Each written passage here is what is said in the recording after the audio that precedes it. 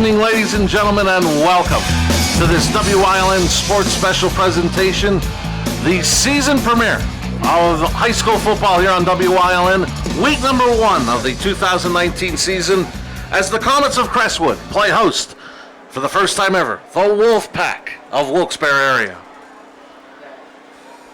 You are looking live at Crestwood Stadium at Crestwood High School in Mountaintop.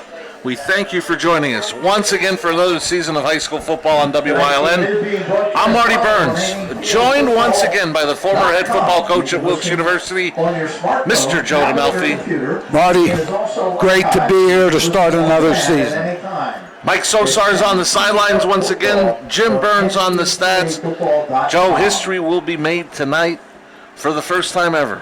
Coughlin, GAR, and Myers combined forces to bring us the Wilkes-Barre area Wolfpack, and there's a bunch of players on that sideline that are going to forever have their name in history as the first down, the first pass completed, the first touchdown, the first sack, so on and so forth in the history of the Wilkes-Barre area Wolfpack. Yeah, I think every time you look at a jointure, Marty, first thing you think about is how long before they mesh as a football team, as any type of team.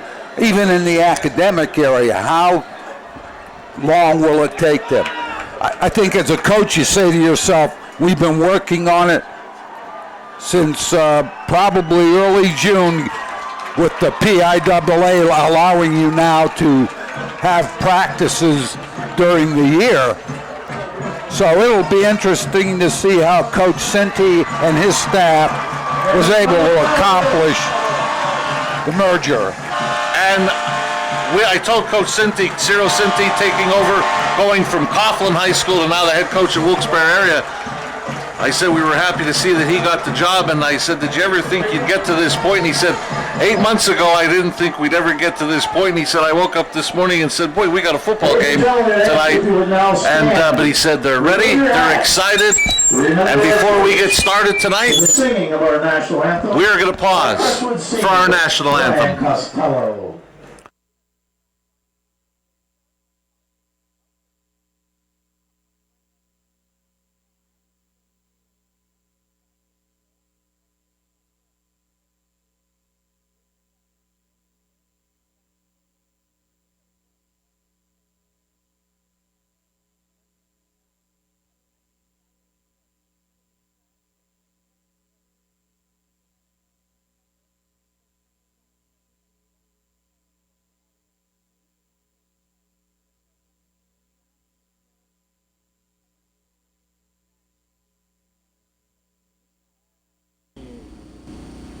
And the rockets regular, bombs bursting in air, gave proof through the night that our flag was still there. Oh, say does that star-spangled banner yet wave o'er the land of the free and the home of the brave. As always, a great job. Thank you, Brian. That was Crestwood senior Brian Costello with the singing of our national anthem.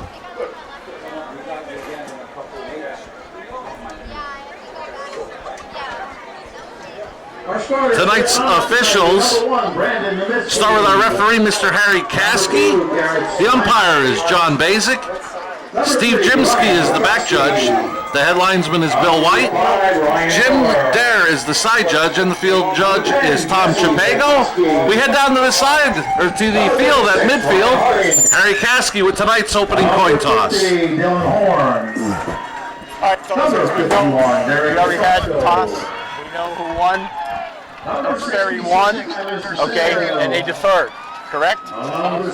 You are going to receive. Wilkes-Barre is going to defend that goal and kick this way, correct?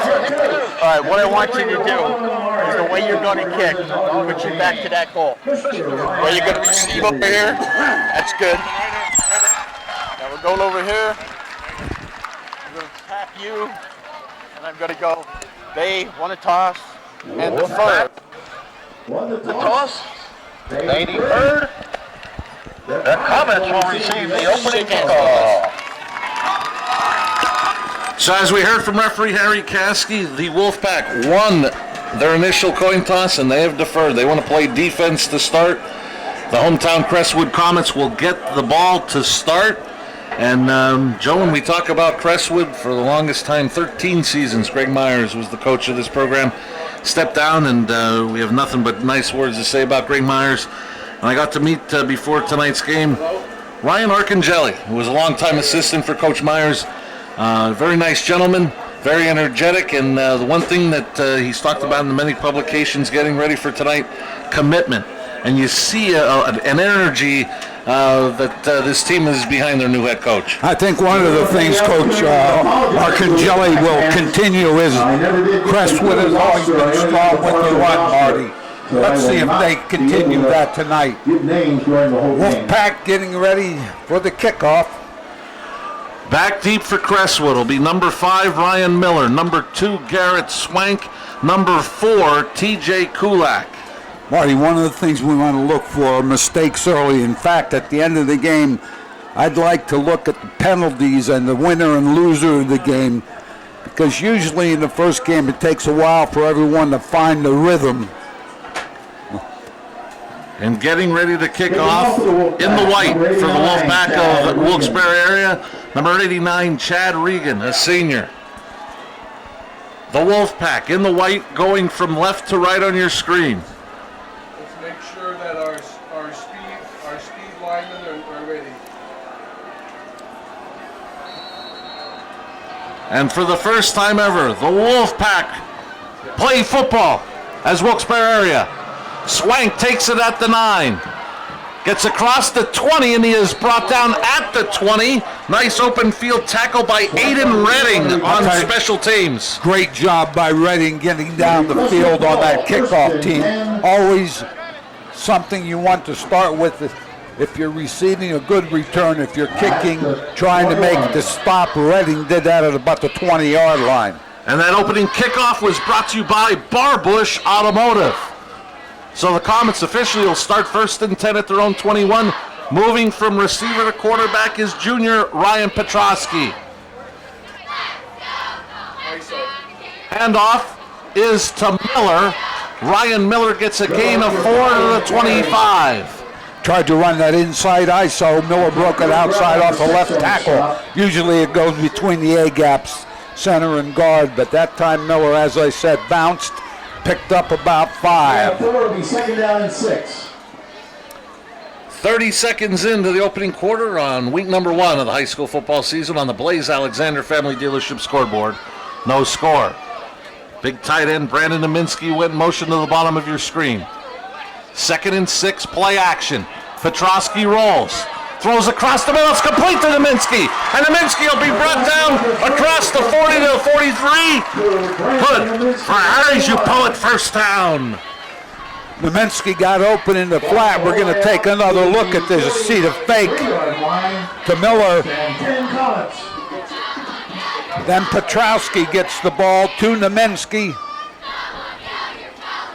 Make that throw beyond the linebackers in front of the secondary to pick up good yardage. The 6'6" tight end is already committed to play at UConn. First big catch of the season for him. First carry of the season for Jimmy Hawley. The junior gets out across the 45 to about the 46. Give him about 3 on the play. Here's the S.J. Kowalski replay. Richard Carey from the linebacker position puts a good hit on Hawley. Play was going to the right side, picked up about 3. And Joe, what a beautiful night for week number 1 of the high school football season. Can't ask for a better night for football. 2 receivers to the bottom of your screen to Petrosky's left. It's going to be a running play. And again, this is Hawley for a gain of 4 out to midfield as he was spun down by Noah Taylor. Offensive line for Crestwood doing a nice job early, seemed to be controlling. 3rd down and 3.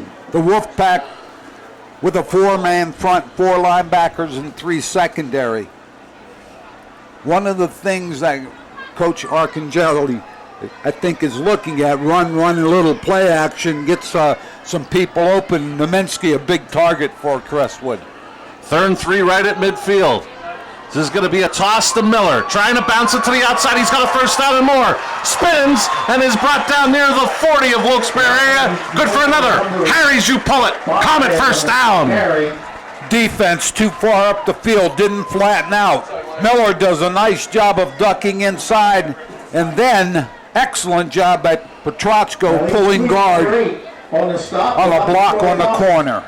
Give Miller a gain of 10 on the play for the first. New set of downs for the Comets at the Wilkes-Barre area 40.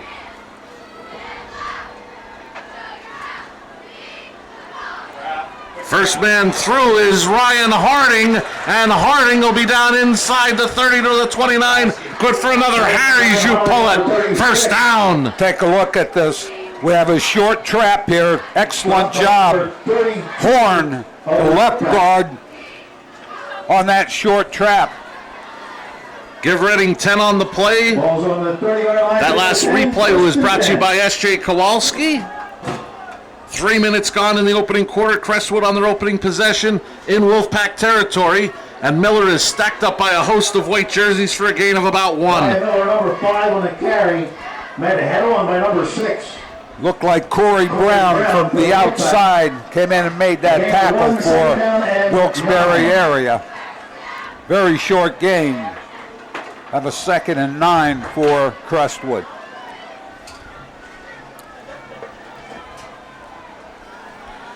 For the first time tonight, Petrosky will go out of the gun.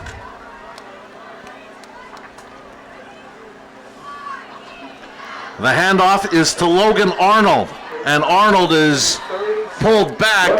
Forward progress looks to give him a gain of about 2 to the 27. Taylor on the stop. Pick up of about 2. It's going to be. You know, Marty, you come out in a little bit of a spread and then try to run. They've been doing an effective job with the quarterback underneath.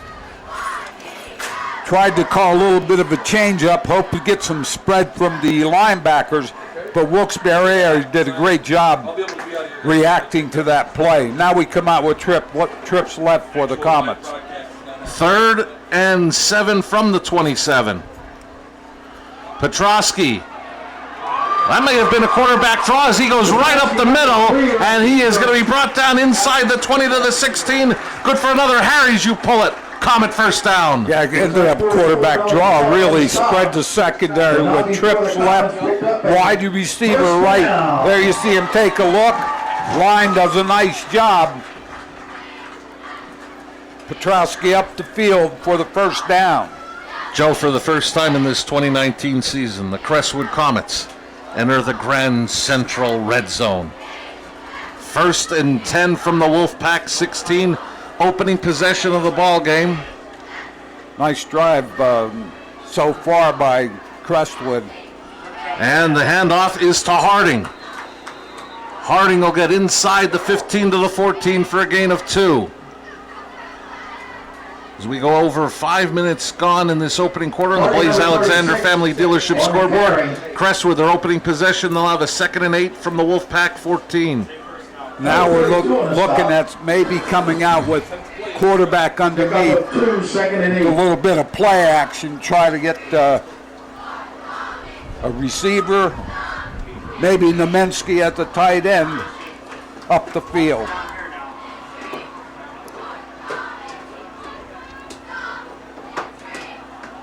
Toss, Miller trying to bounce it outside, and he gets tripped up at about the 10 as he gets inside the 10. Coming up was Raphael McCoy to trip him up. I'll tell you, McCoy did a great job getting up the field here to make this tackle. Again, they get Miller on the corner. And there you see McCoy with the tackle. So the Markham looks like at the 9, Joe, so that would leave the Comets with a 3rd and 3.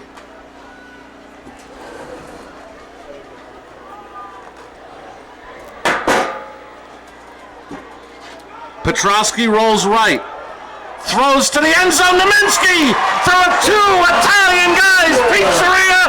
Crestwood touchdown. A variation of the same play they ran earlier in this drive with Naminsky getting open almost in the right flat. Petrowski did a nice job because he had some pressure. Got the ball up. We're going to take it a look at it. Here you see it. Defensive end puts a little pressure on Petrowski, and you can see why Naminsky UConn is interested, or he's going to go to UConn. He's 6'6". Number 33, Alex Romanowski, a junior, on for the Sacco Chiropractic extra point. Hold is down, the kick is up, and the Sacco Chiropractic extra point is good. 5:35 left in the opening quarter. Crestwood on their opening possession of the season. Lead it 7-0.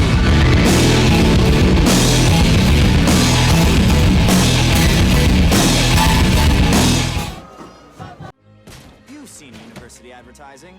A student like me pitching you the same old ideas. But I'm not gonna do that. Instead, I'm going to tell you what you can do with the Penn State degree. You can help anyone. Go anywhere. Create. And with 20 campuses to choose from, you'll always feel at home. Look, Penn State is amazing, but your best years are just beginning. Come find out for yourself.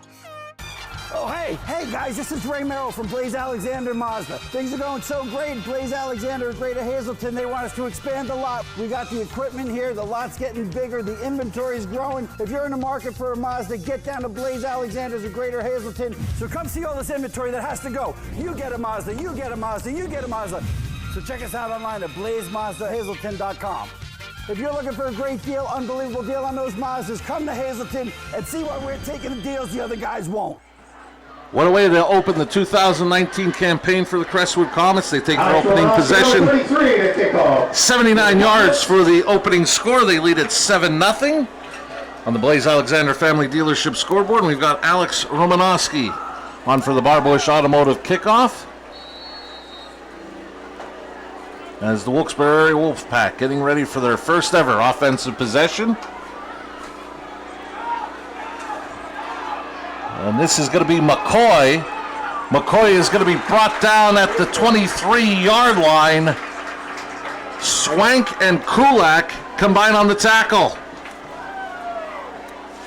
Good coverage again. Raphael McCoy, number 14. First TD, Naminsky, 9-yard pass from Petrowski. Romanowski, kick good. First and 10 on their own 20. One of the things we talked about, what can Wilkes-Barre area do, Marty, with Naminsky, is try to level him at the line of scrimmage. Don't let him have an easy access up the field. Cam Taylor will take the first ever snap for the Wolfpack from their own 23. And the handoff straight up the middle, across the 25 to the 27, was Corey Brown. Corey Brown going left side. Corey Brown, number 6 on the carry. Picks up about 4. Stopped at the 28-yard line. Pick up of about 4. 2nd and 6.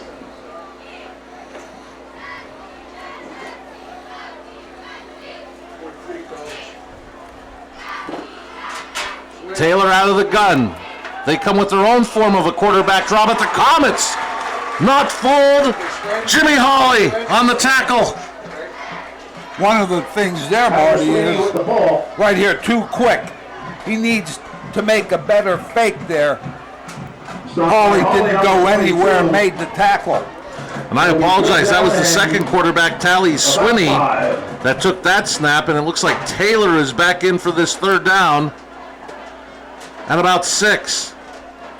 Movement up front. See who the officials get as Crestwood jump, but were they drawn? Harry Caskey offsides on the defense. Offsides against the Comets. Marty, on that first drive, Petrowski to Naminsky. 2 passes, 27 yards, second one touchdown. As we mentioned, Naminsky committing to UConn, and he's going to be quite a horse for teams to have to deal with. 6'6" tight end. and he's got great hands. And right now they have him listed at 220, so you're thinking in another year or two, he's in the 235, 240 range. So a manageable 3rd and short for the Wolfpack. Swinney hands off. Brown gets out to the 35, a short gain, but enough for the first ever. Harry's you pull it, Wolfpack, first down. Carrying over Taylor. Stopped by several. I apologize, the penalty actually gave them a first down. So that short gain makes it 2nd and 9. Taylor checking to the sideline.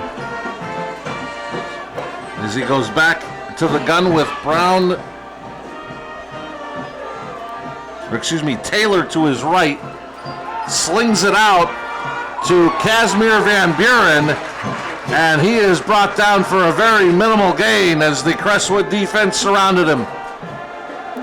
Trying to get the ball quickly to the outside so they can get it up the field, but Crestwood doing a great job of reacting to the ball. And several of the other comments in on that stop.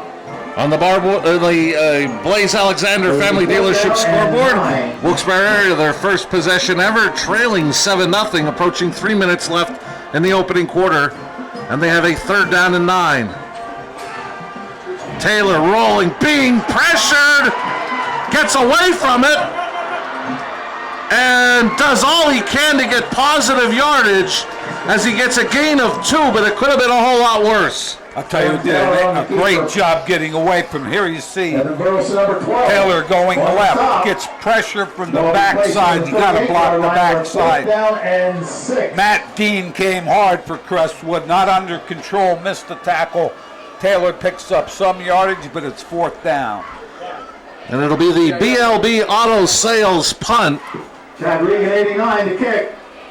Regan to kick it away. Swank going back deep. High snap. Regan gets it off. Fair catch called for by Swank, and they'll give it to him at the Crestwood 25-yard line. We'd like to remind you that high school football on WILN is brought to you by Crestwood Pharmacy, located at 10 South Mountain Boulevard. They're your one-stop shop for all your health and prescription needs. Pillbox service available. Professional and friendly service. Flu shots available. Walk-ins are welcome. Stop in today or give Crestwood Pharmacy a call, 570-474-5859. That's Crestwood Pharmacy, 10 South Mountain Boulevard. Coach Arcangeli did a great job mixing it up in that first drive. Let's see if that continues as they come out in an I formation. Petrosky rolling right, looking. Now he's going to tuck it and run. And he is going to be out at about the 30 for a gain of 5. Marty, you got to contain the quarterback if you're the defensive end. Your outside shoulder, outside arm has to remain free. If you allow the quarterback to get to the corner, he's going to pick up yardage. The other thing about that, the motion man coming back to the sideline toward the Crestwood bench was wide open for a throwback. Let's see if that comes about at some point. 2 receivers set to the bottom of your screen. Zaykoski and Swank to Petrosky's left. And the handoff is going to be to Miller for a gain of about 2 to the 32, leaving the Comets with a 3rd and 3. Corey Brown does a nice job again closing and making that tackle. So we're looking at 3rd and 2. A yard, let's make it 2. It'll be 3rd down and 2. Joe, we had a shot there of the great crowd that has gathered here in Mountaintop for this season opener between Wilkes-Barre area and Crestwood. And I'll tell you what, for this Friday night in August, what a beautiful night for football. Great night. Low temperature, no humidity. We have a whistle on the field. I believe we may have had an issue with the clock. It stopped and then restarted, took 2 seconds off. So let's see. Harry Caskey will send one of his officials over to the Crestwood sideline, and they'll communicate to the press box where we should be at time-wise.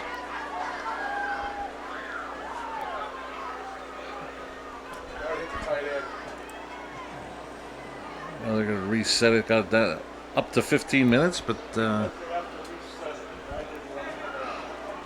1:46. And then I'm guessing on Harry Caskey's signal they'll start it again, and there we go. 3rd and 3 for the Comets. And now a flag has been thrown.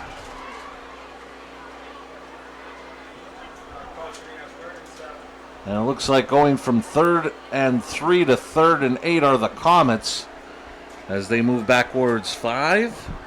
The legal procedure against the Comets going to back it up 5 yards. It's going to be 3rd down and 7. Ball is on the 27-yard line. Maybe one of those early season penalties that we talked about during pregame.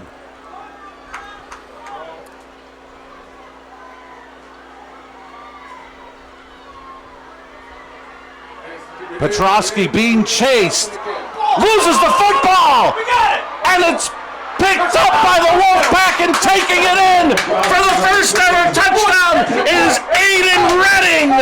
By the Wolfpack. We got a flag.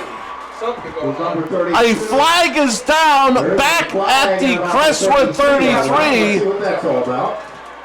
Will that wipe out the defensive touchdown? Let's see what Harry Caskey has. It's really late. It's going to be against the Wilkes-Barre area Wolfpack. Not quite sure what the penalty is. They had hard backside rush. Petrosky was sort of slowing down. Let's see what Harry Caskey has. Wait, he was through the end zone, and I can't see it. I thought he was down. I'm not. No, not the quarterback. I thought the Wilkes-Barre player recovered. Extra point. A dead ball unsportsmanlike has been called against the Wolfpack. Touchdown is good on the fumble recovery by Aiden Redding to make it 7-6. It's a 2 Italian Guys Pizzeria touchdown for Redding. And now Regan is going to come on for the Sacco Chiropractic extra point, looking to tie the game at 7. Give the defense, backside defense, credit for a great rush. Too much up the gut. The Sacco Chiropractic extra point is good. With a minute 16 left in the opening quarter, the Wolfpack defensively have tied it at 7.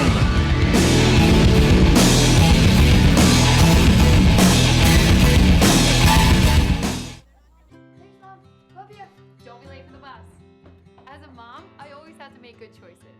And one of those choices is where to go on vacation. I always thought the Pocono Mountains were just cabins and bears. But the Poconos are all family fun.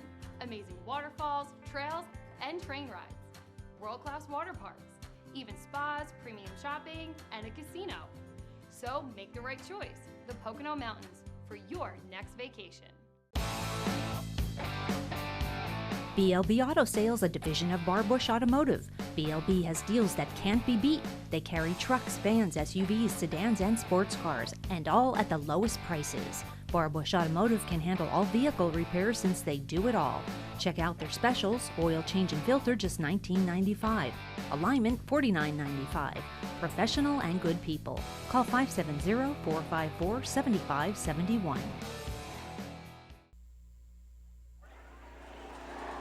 We welcome you back to Crestwood, and Joe will go down in the history books as the first ever touchdown was defensively by Aiden Redding. A fumble recovery for a touchdown to tie the game at 7.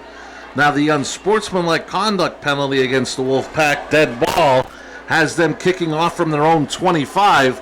So Crestwood should get decent field position off of this kickoff. Yeah, if you're going to roll away, you have to make sure you block the backside, which didn't happen. The Bar Bush Automotive kickoff is taken by Swank at the 35. Swank all the way up to the 49 near midfield. Great starting field position for Crestwood in a 7-all tie. There is a flag at the 44-yard line. And we also have a penalty flag. I believe that was thrown by Harry Caskey. Holding against Crestwood.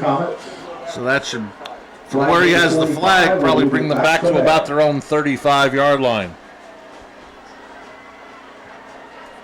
Penalty helps the kickoff penalty, which moved the ball back. So Crestwood will start their offense at the 35-yard line. 35-yard line. 0. So what a big turn of events. Crestwood was looking at a third down and about 3. A procedure penalty made it 3rd and long. And then the Wolfpack put pressure on the quarterback, forced the fumble, and get the return for the touchdown. And Petrowski was coming to the sideline toward his bench. Seemed to be slowing down, and that backside pressure caught him. Miller eludes one tackler. And then a host of white jerseys surround him. Looks like the official spot will be a gain of almost 5.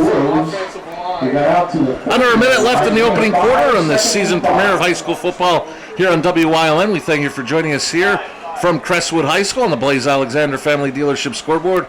All tied up at 7 between Wilkes-Barre area and Crestwood. One of the things Crestwood has been doing well is gaining yardage on first down. It helps with the drive, obviously. Now you have 2 downs to make the next 5 yards. This is Miller. Miller has the first down and more, and he is going to be dropped at the 47. Give him a gain of 7 and a Harry's. You pull it first down. I'll tell you what, I just watched Nowinski on a block. He's going to be a player. He's the player right now. Nothing on the corner. Nothing. And you see number 1 caving that side in. Miller picks up the first down. Now looking at the clocks, the Comets do not have to run another play, and it looks like Coach Arcangeli is going to bring his offense to the sideline. So we're through a quarter in the season opener of the 2019 season. The Wolfpack of Wilkes-Barre area 7. The Crestwood Comets 7. You're watching live high school football on WYLN.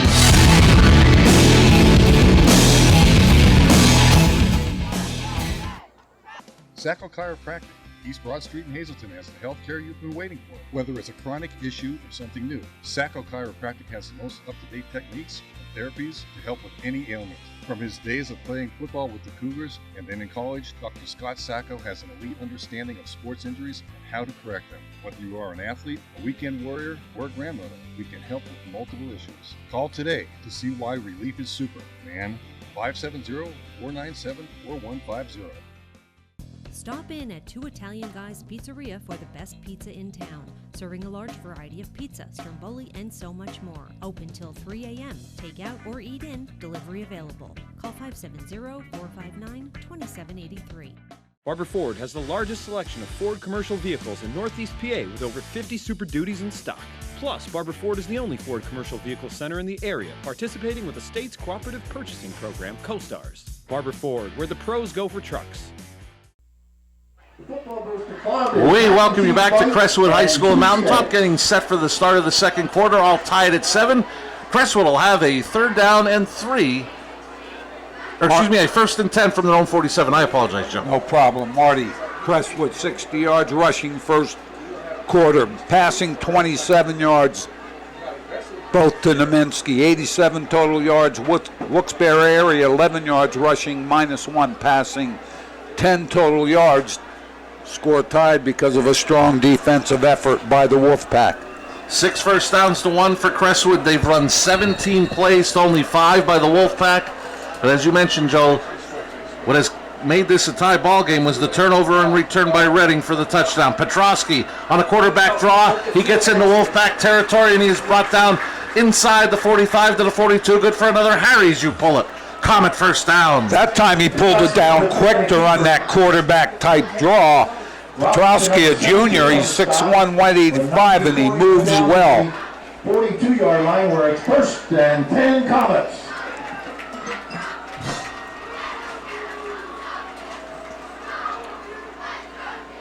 So first down number 7 for the Comets.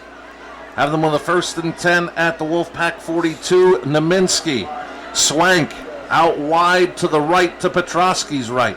Comets in the red going from left to right on your screen. Petrowski checks the play clock. Down to 2. Gets it off. Throws to Nowinski, and he's tackled immediately. Coming up was McCoy with a big hit. I'll tell you what, McCoy up the field right now did a nice job reacting to the football. They wanted to get the ball out to Naminsky, try to run a little bit of a screen type play where a receiver tries to kick McCoy out and Naminsky goes up the field. But McCoy did an excellent job reacting. So on the loss of 3, it becomes 2nd and 13 from the Wolfpack 45. Play clock down to 10. Petrosky again checks to his back. It's down to 5. Down to 2. They just get it off. Play action. Petrosky rolling right. Throws. He's got Naminsky, and he is brought down inside the 35 to the 32. It'll depend on the spot. Number 5, Williams on the stop. And they're going to say it's good for the Harrys. You pull it. Comet first down. Naminsky came from the other side of the field. Petrosky made that fake, rolled to his right. Naminsky was lined up left. Came across the field again. Nobody bothered him. You got to put a little bump on him. Officials stop play. Talking to the Crestwood coaching staff.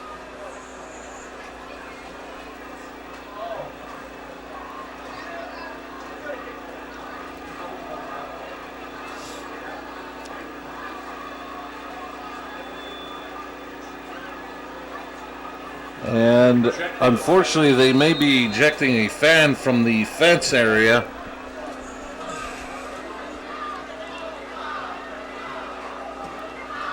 So play continues. A gain of about 2 to the 30. Picking up the carry was Logan Arnold, the junior. Arnold, quick hitter again. Arnold on the carry. Richard Carey, part of the tackle. Having a good game defensively for the Wolfpack. We're looking at a 2nd and about 8. Want to remind you, coming up at the half, it'll be the All-American Jeep halftime show. We'll have halftime entertainment, as well as getting a look at halftime stats and highlights. It's all coming up at the half. The All-American Jeep halftime show. 2nd and 8 Comets from the Wolfpack 30. Petrosky, straight drop. Looking down the sideline for Swank, and it'll fall incomplete. Coming over on the coverage was Nino Cinti. It'll be interesting to see what they would have ruled. They didn't see a flag come down, but it did look like Swank may have stepped out of bounds on his way down the sideline as well. But the pass was also out of bounds, and I don't think there was any real... He had to step outside to get away from the defender, but there's no penalty in that. So we're looking at a 3rd and 8 from Crestwood's 30-yard line. I'm sorry, from Wilkes-Barre area's 30-yard line.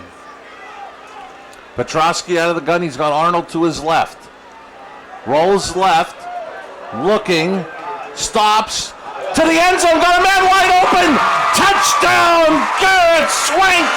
It is a 2 Italian Guys Pizzeria touchdown. Comets back in front.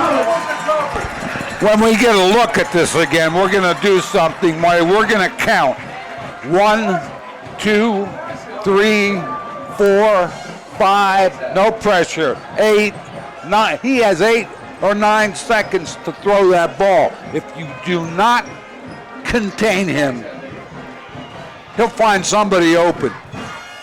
That was the S.J. Kowalski replay for the Crestwood touchdown that puts them back in front. Romanowski on for the Sacco Chiropractic extra point. Swank, who caught the touchdown, will hold.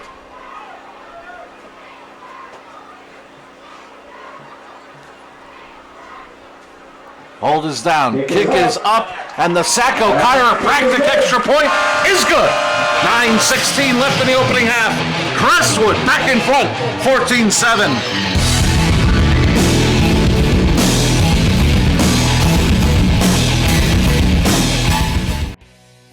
For 4 generations, All-American Chrysler, Dodge, Jeep, and Ram has been treating their customers like family. Stop in to get the lowest financing options and best service around. Whether you're in need of a Ram pickup or have an active family lifestyle or simply want to show off your fun, adventurous side, All-American Chrysler Dodge Jeep and Ram of Tamaqua has a wide variety of inventory to choose from. Stop in for the Labor Day sales event. Experience the beauty of the Valley Country Club and let them sponsor you for your next event. Toss the flowers and dance the night away with their course as your backdrop. Let Valley Country Club host your next special occasion, whether it's a bridal or baby shower, anniversary, celebration of life, pool party, charity fundraiser, business meeting, golf outing, corporate, private, or social event.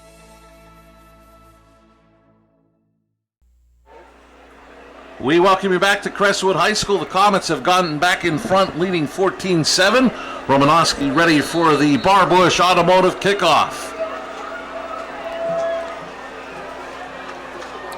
Coming up to make the catch at the 20 is McCoy. McCoy gets across the 30. McCoy in open field. He's in the Crestwood territory and he's down the sideline. Raphael McCoy is going to go all the way for the Two Italian Guys Pizzeria. Kickoff return for touchdown. McCoy does a great job of taking this to the middle. Here you see it. Takes it to the middle. Stutter steps and then breaks it to his left, gets a little bit of a gap, uses his speed to run away from the other Crestwood players. You know what? Good athletes make good plays. McCoy with a touchdown run. Regan on for the Sacco Chiropractic extra point. Hold is down. The kick is up, and the Sacco Chiropractic extra point is good. A defensive touchdown, a special teams touchdown. The two scores for the Wolfpack of Wilkes-Barre area in this 14-all tie.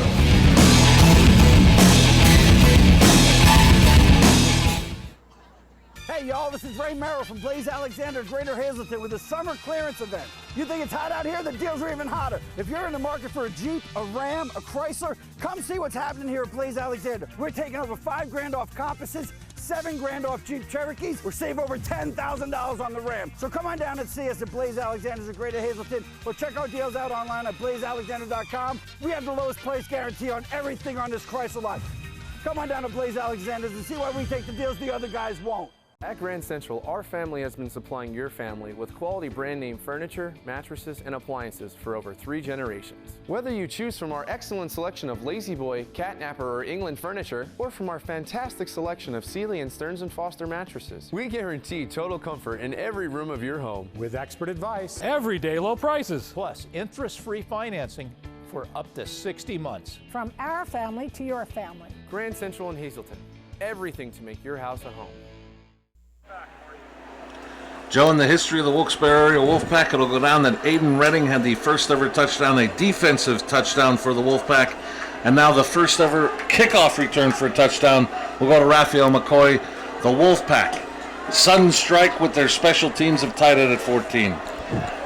Before that, Swank with the pass from Petrowski for the touchdown. Romanowski kicked good, 8 plays, 65 yards. And just now, McCoy 80 yards for a touchdown. Reagan with the kick.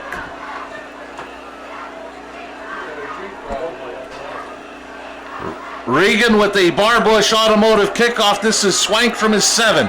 He's up the sideline and he steps out of bounds. We'll see where they mark it. A late flag was thrown by referee Harry Caskey as well. So we'll see what he's got. Right now the ball is at the 29 of Crestwood. But we'll wait for Harry Caskey's call.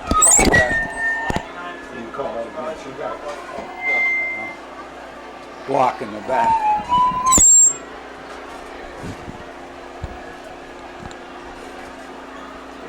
And can have a personal foul against the Comets. So they'll be starting deep in their own territory. And Joe, one of the things you never want to say, give up scores, but with the defensive touchdown and the special teams touchdown, now all of a sudden this Crestwood offense is back on the field. They're back on the field. They've moved the ball well. Let's see how well they can manage this situation. Petrowski has done a nice job running the offense up to this point. The penalty pushes the Comets back to their 13, 1st and 10. Petrosky is out of the gun, and he's going to hand it off to Miller. Miller will get across the 15 to about the 17. Give him a gain of 4 on the play. Miller going to the right side on his initial step, then cut back left. Picked up decent yardage off that left side.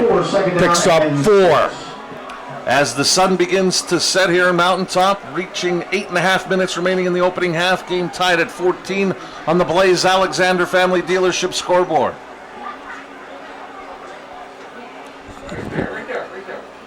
Swank goes in motion to the top of your screen. He is joined by Brendan DeMarzo. Low snap to Petrosky, rolls left, throws to Swank. Did he stay in bounds? And now 2 late flags are thrown. Flags after the play. I believe the pass was going to be ruled incomplete, but 2 late flags on the Wolfpack sideline. You know, anytime you have a bang-bang play on the sideline, there's always a chance for something to happen with other players standing there, with coaches there. Let's see what the call is.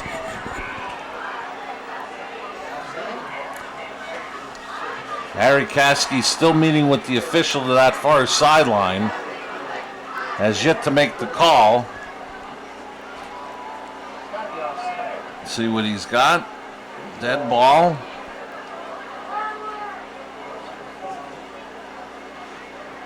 Personal foul on the defense. So by penalty, the Comets will have a Harry Joupolet first down.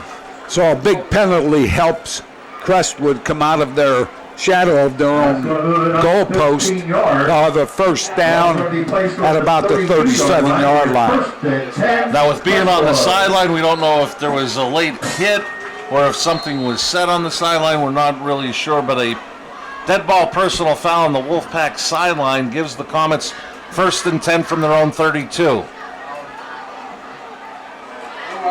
And getting the handoff for the first time is Anthony Caparucio, and Caparucio gets a gain of 11 out to the 43. Good for Harry Joupolet first down. You're going to see Caparucio left side. You either have to have a linebacker scraping or somebody up quick from the secondary. We saw Caparucio last year a couple of times, did a very nice job. Very good lacrosse player also, I understand. Joe, you're in mid-season form with just your facts.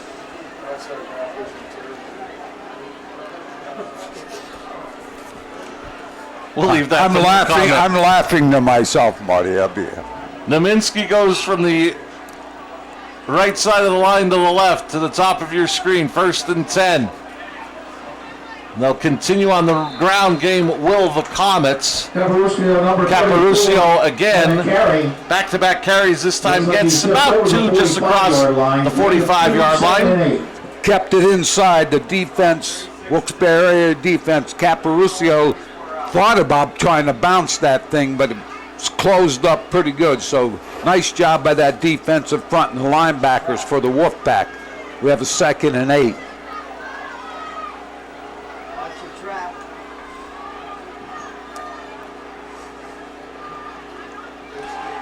Petrosky rolls right, dumps it off to Dominski, and he pulls it in Wolfpack territory down to the 42. Good for another Harry Joupolet. First down. Let's look at this.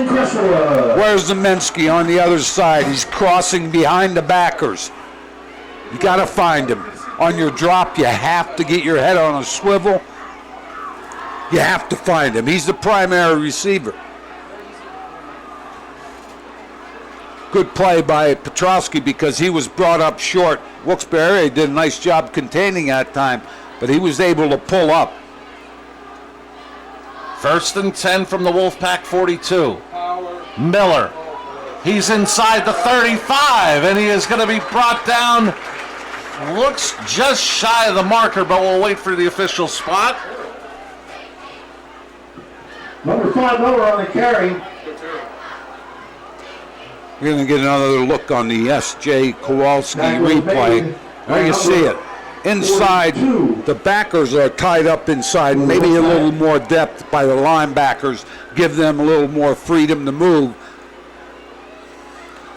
2nd and 1 from the 33. First man through will be Harding.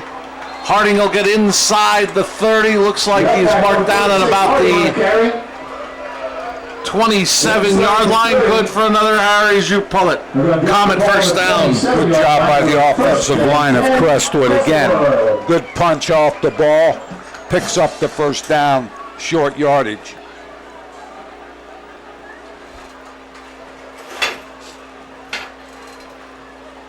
New set of downs from the Wolfpack 27, 1st and 10. 5:20 and counting left in the opening half. Game tied at 14.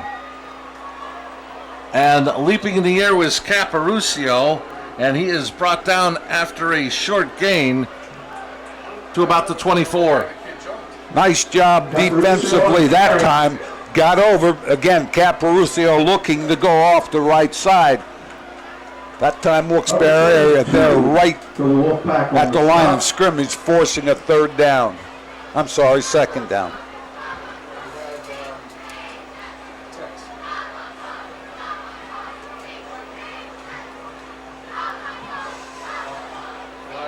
Toss play, bouncing it outside is Miller. He's inside the 20, and Miller is brought down inside the 15 to about the 13. Good for another Harry's. You pull it. Comet first down.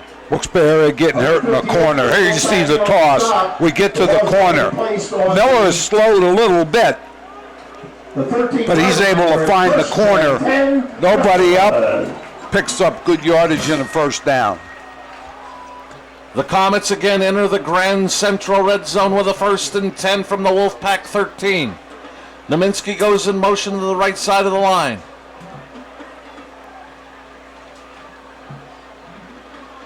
Petrosky will hand it off to Miller in a very nice play in the backfield, bringing Miller down for a loss of about a yard. 5 on the carry, caught in the backfield by number 78, Bednar. A loss of 1. Bednar doing a great job coming from the backside to make that tackle.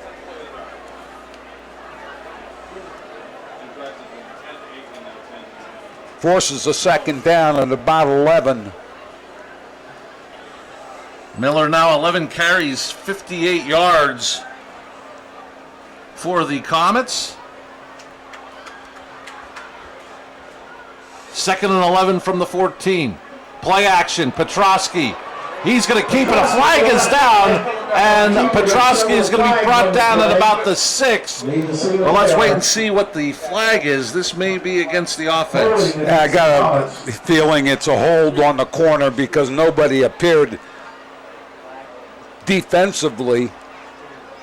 As I said, when you're trying to get to the corner, it looks like offense and defense are stuck together with Velcro. There's a reason that's happening, and somebody may be hanging on. Let's see what to call. We've got 3:21 left in the half. Coming up at the half, it'll be the All-American Jeep halftime show. We'll have halftime entertainment along with halftime stats and highlights. It's all coming up in another 3:21 of game action from here in Mountaintop. And it's the All-American Jeep halftime show.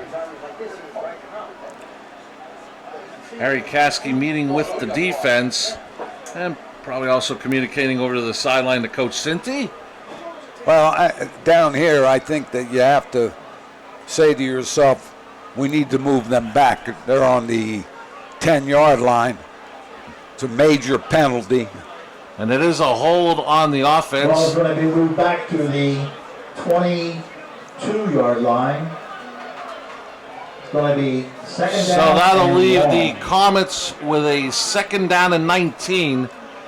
They have to get to the 3 for a first.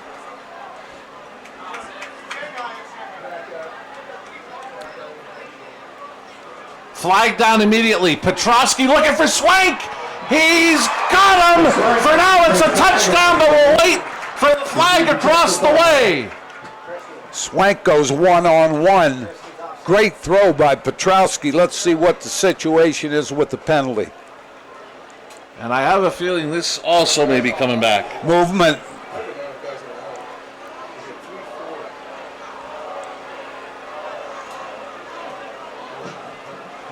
And the motion penalty against the offense will bring back the touchdown.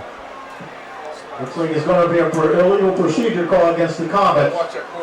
Crestwood lined up with maximum protection. They had 3 guys beside the quarterback. They had full complement in the backfield for blocking purposes. They just went one-on-one. Petrosky with a nice throw, but the penalty negates the touchdown. So we're looking at second now, and ball's at the 28-yard line. They have to get to the, as you mentioned, Marty, 3 or 4 yard line for the first. Another time-consuming drive from the Comets. This is the 12th play of the drive coming up. Little discussion here about the Crestwood coaches, I think, are asking where the penalty occurred. And the time elapsed on the drive is at 5:59. So this Wolfpack defense has been on the field a lot, but they are tied at 14. Petrosky rolls right. Looking down the middle of the field, and it is intercepted! Picked off by McCoy! Petrosky was looking for Naminsky. Yeah, you know what? There's a couple of things. Naminsky took his route to McCoy. I mean, he ran it right at McCoy. McCoy did a nice job covering. Petrosky didn't make a very good throw. Interception for the Wolfpack. And it is amazing, Joe, this game of football. Crestwood, we're going to see the halftime stats. They're going to have the big advantage stat-wise. 2 turnovers and a special teams touchdown. This game is tied at 14. Well, when you run a route, that's a good point, Marty. I was going to say, when you run a route like Naminsky there, he needs to flatten it out more. Petrosky's trying to throw that thing from one sideline to the other. Tried getting Brown in motion and then handing it back to him, but the Comets, not fooled, bring him down for a loss of about 2 to the 3.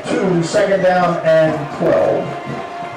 And to this point, Joe, neither team has used the timeout, so I was just going to say, Crestwood makes a stop here. We might see one.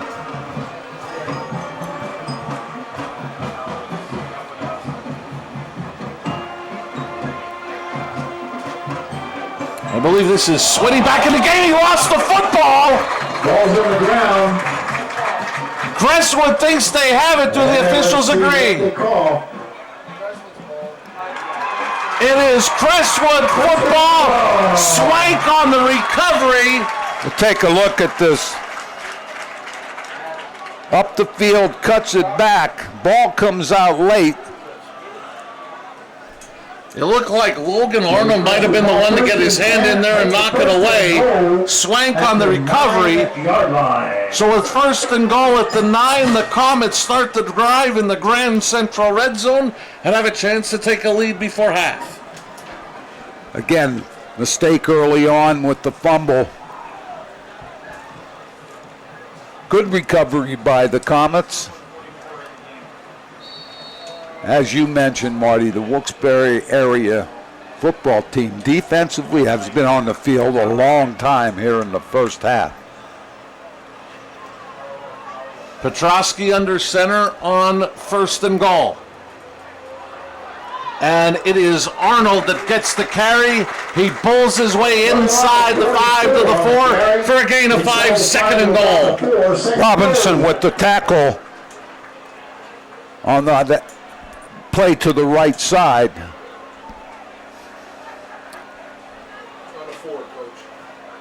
Don't need to be in a hurry, Marty.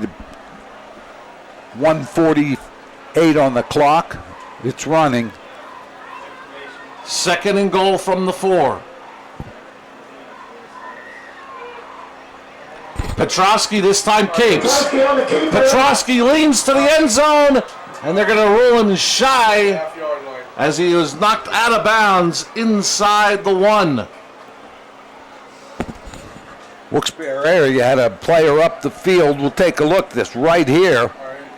It's going to be third down. Petrowski does a nice job getting away from that 1 yard line. to the sideline and the 1 yard line. The other thing he did was stop the clock. Ball officially marked at the 1, 3rd and goal. Game tied at 14 with 1:33 left in the opening half. Petrowski keeps right up the middle, and he is in for a 2 Italian guys pizzeria touchdown. Petrowski, 2 passing, 1 rushing touchdowns in the opening half for the Comets. Defense comes up big for the, and here you see the quarterback sneak. Goes off the left side off the guards and tackle to the left side for the touchdown. Set up by a big recovery by Swank. Comets up by 6. You mentioned Swank recovered the fumble. He will hold for this Sacco Chiropractic extra point. Romanowski is on.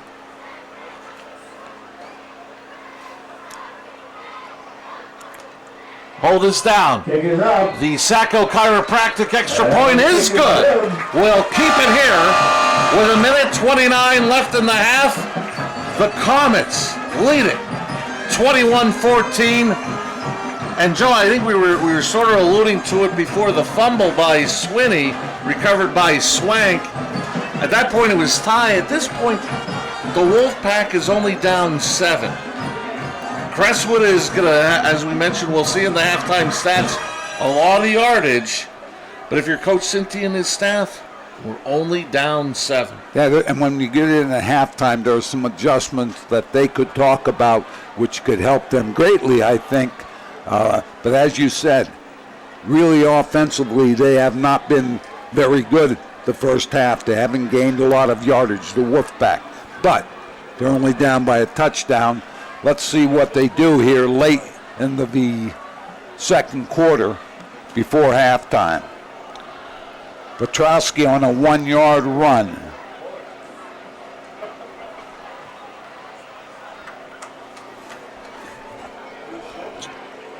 Romanowski is going to be coming on for the Barbush Automotive kickoff. And he also kicked the extra point, 3 plays, 9 yards after the fumble. So let's see what happens here. A squibbing Barbush Automotive kickoff, stays in bounds, and then just rolled out at the 5. Almost a mistake there for the Wolfpack as they let it go, and it just continued to roll in bounds. Mental mistake you cannot make. Didn't cost them there, but when you're in your coaching sessions next week, you need to remind the young man that you can't just run away from a live ball. Okay, because the outside's got to play a little bit better. And we've got an injured Comet down. That's Swank. And it looks like even though the humidity is down, we may have one of our first cramps of the night, Joe. Yeah, you have continuous play. You know, when you're in preseason and your scrimmage game, it's people are stopping, they're talking, the coaches are coaching, so it's not the same repetitions as a game as Swank gets up off the ground.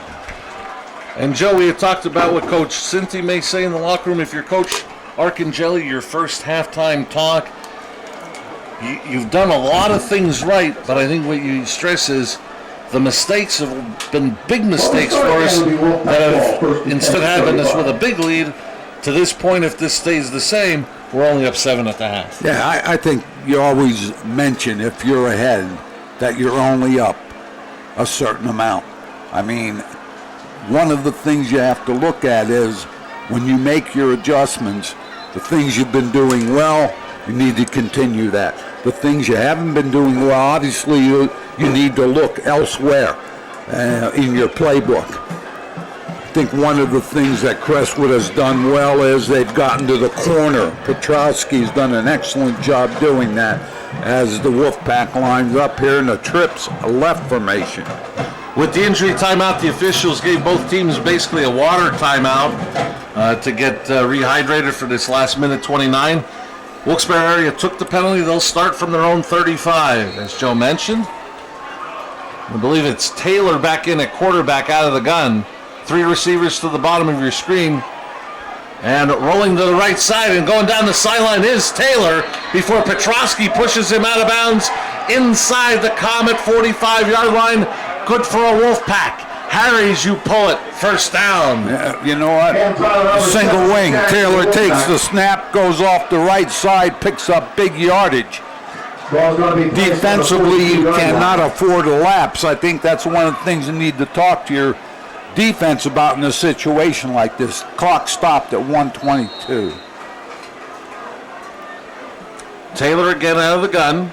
As Joe mentioned, clock stop. Throws across the middle. Looked like they were trying to set up a type of a screen. I'll tell you what, Marty, it was a middle screen. They had it set up. Taylor might have threw that ball a little too hard and a little too low. Couldn't handle it.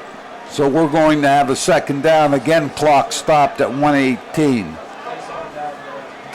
That last shot, you got to look at first-year head coach at Crestwood, Ryan Arcangeli, as his Comets lead by 7, trying to hold that lead for this final minute 18 of the opening half as the Wolfpack into Comet territory with a 2nd and 10.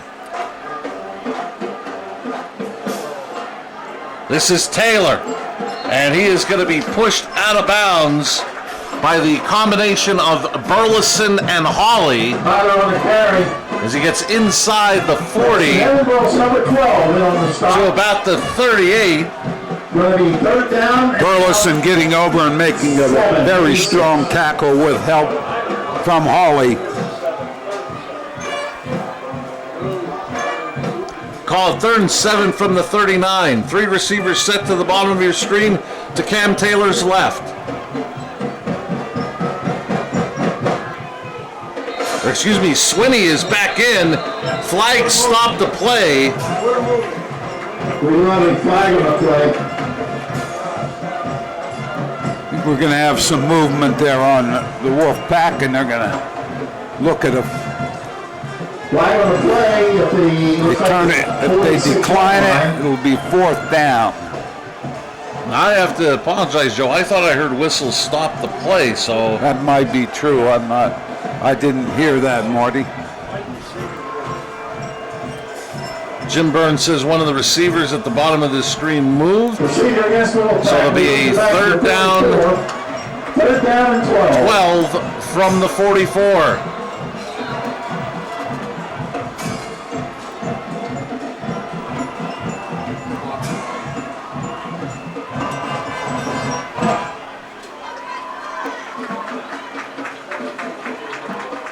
Dobson, Van Buren, and McCoy spread to the left side of the formation at the bottom of your screen.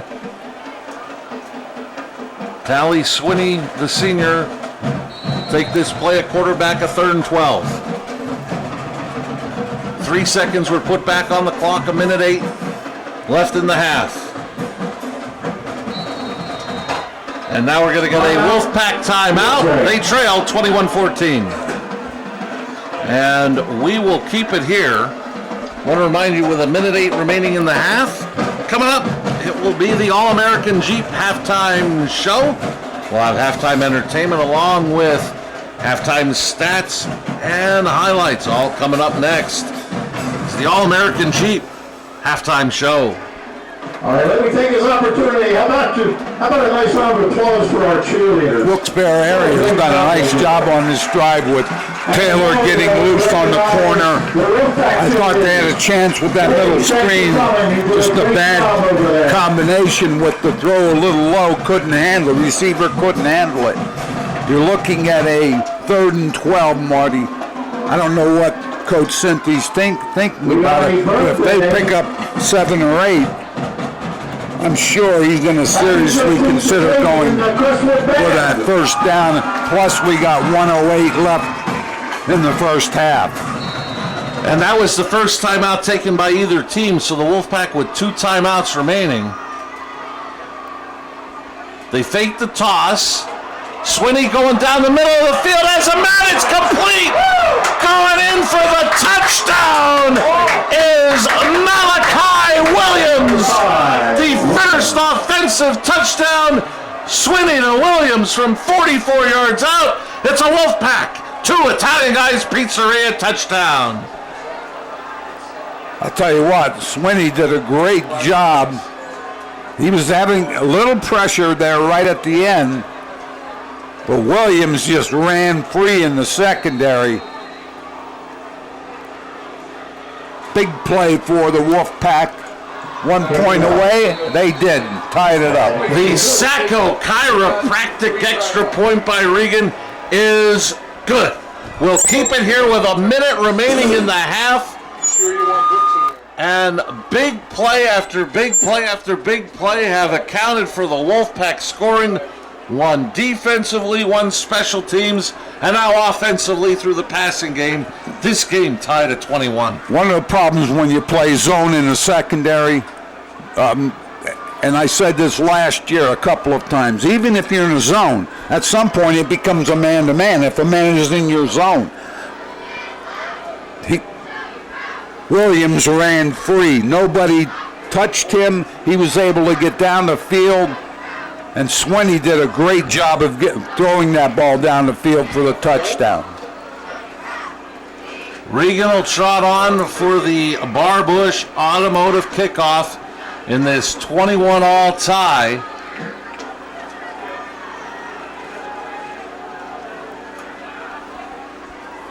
The only time you play a passive zone is when there's 2 seconds left, somebody's going to throw a Hail Mary on you. Then maybe. Regan's kickoff will be taken by Miller at the 14. Miller is across the 30, and he is held up at about the 32-yard line. Comets will start there with 52.5 seconds remaining and 3 timeouts in their pocket. Tyndall did a nice job on coverage for the Wolfpack, as you mentioned, as we look at a beautiful sunset across the way.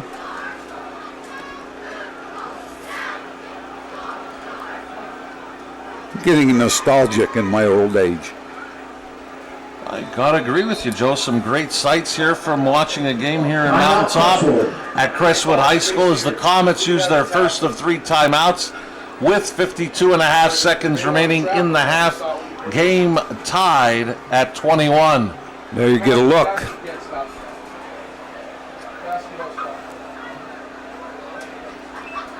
One of the things, Marty, here is if you're going to try something, make sure it's down the field. You don't want to give up a fumble in your own backfield that they can pick up and take back for the touchdown. We're at a 21-21 right now. So, most coaches offensively are, everybody's developed, we can score at any time on any play. That's true. You also can give up a turnover on any play. But what the new thinking is, spread it out, let's get it down the field. And I just don't think Coach Arcangeli has that in mind as he comes out right now in a power eye type look.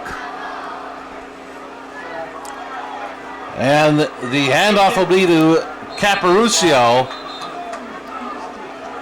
Or excuse me, that's Arnold, 44 instead of 34. He is spun out of bounds, and I believe there was also a flag as well. I think the Wolfpack is pointing toward the offense, and it's a hold against the Comets. There's a flag. I didn't see that. Yeah, we had, I believe Redding on the corner did a nice job, but it didn't wrap up.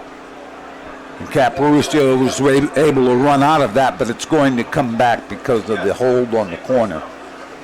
Holding against the Comets. I want to remind you, starting this Wednesday at 7, it's Sports Talk here on WILN as Hazleton area head football coach Mike Brennan will go over tonight's game against Pottsville, look ahead to Wyoming Valley West, and there'll also be a special guest from the Cougar football team. That's Sports Talk, your weekly source for Hazleton area high school football, starting this Wednesday at 7 here on WILN with Hazleton area head football coach Mike Brennan. After the penalty, this is Arnold, this time taking it to the left side. Arnold is spun down at the 40, and it's going to leave the Comets with a 2nd and 2, but another flag is down back at the 33. Flags starting to pile up at this point, and we look at referee Harry Caskey, and personal foul against the defense by penalty will give the Comets a Harry's You Pull It first down.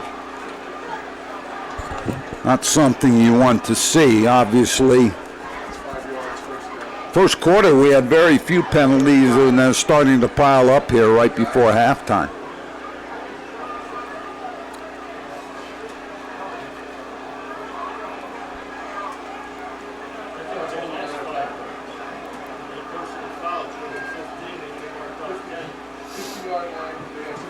All right, ball's at midfield, 1st and 10, Crestwood. So the Comets will have it at midfield, 1st and 10. Clock continues to run. And on the handoff, this is Miller. And Miller is going to get about 9 on the play. Comets take their second timeout with 22 seconds remaining in the half. That time Redding did what he was supposed to. He turned that play inside. Now you have to have your backers, your inside backers, or defensive linemen get over to make that tackle. Now, Joe, I have to ask you a question. Don't make it too hard. I believe in one of the times we were over at Berwick High School, I saw your plaque up. You're a member of the Berwick Hall of Fame, correct? Yes, I am. Very proud to be. Well, we are very proud to congratulate the gentleman to our right. Mr. Jim Burns on September 15th will be inducted into the Hazleton Area Sports Hall of Fame for his community service in athletics in the Hazleton area. So we're very happy for Jim to be elected and inducted on September 15th to the Hazleton Area Sports Hall of Fame. Very worthy. I'll tell you, that man does a great job for us. We actually look like we know what we're talking about sometime. We fool everybody. Thanks to him. Congratulations, Jim. So I wanted to make sure to get that in before I completely forgot about it. So we now have and it is a 1st and 10, so that last play picked up a Harry's You Pull It first down as Miller takes the carry for a gain of about 3, but that'll force the Comets to use their final timeout with 17 seconds left in this 21-all tie. I believe that was Taylor up quickly on that hit. Very good play defensively. Reacted very well.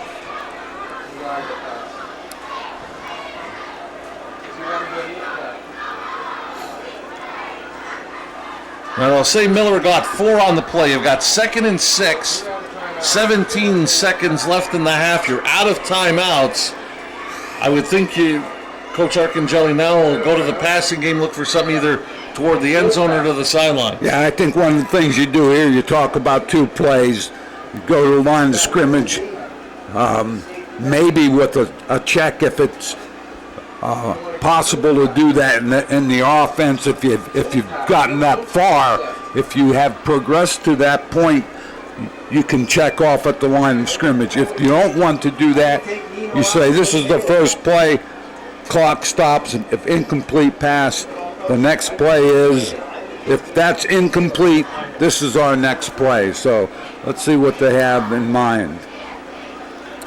So the ball be marked at the Wolfpack 36 in this 21-all tie, 17 seconds left on the Blaze Alexander Family Dealership second quarter scoreboard. I know one thing. I know who I'd be looking for and make sure I find him if I was Wilkes-Barre area. That big number 1 is starting on the end of the right side of the line. Petrosky is under pressure. He eludes it. Stays on his feet, leans forward. He's got a Harry's You Pull It first down to stop the clock with 29 seconds, or excuse me, 9.9 seconds left at the 29.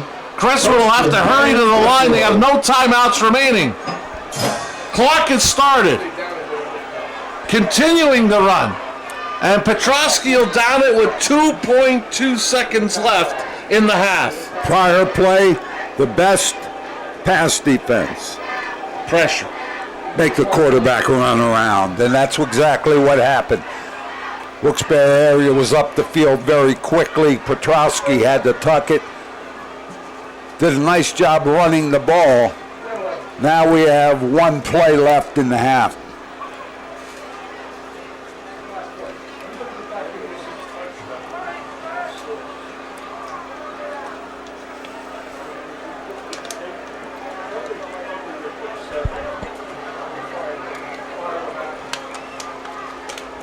Final play of the half. Petrosky is going to keep and then take a knee after a gain of about a yard. That'll end the half. Through a half in the first ever game of the Wilkes-Barre area Wolfpack. They are tied with the Crestwood Comets at 21. Mike Sosar looks like he's trying to get Crestwood head coach Arcangeli.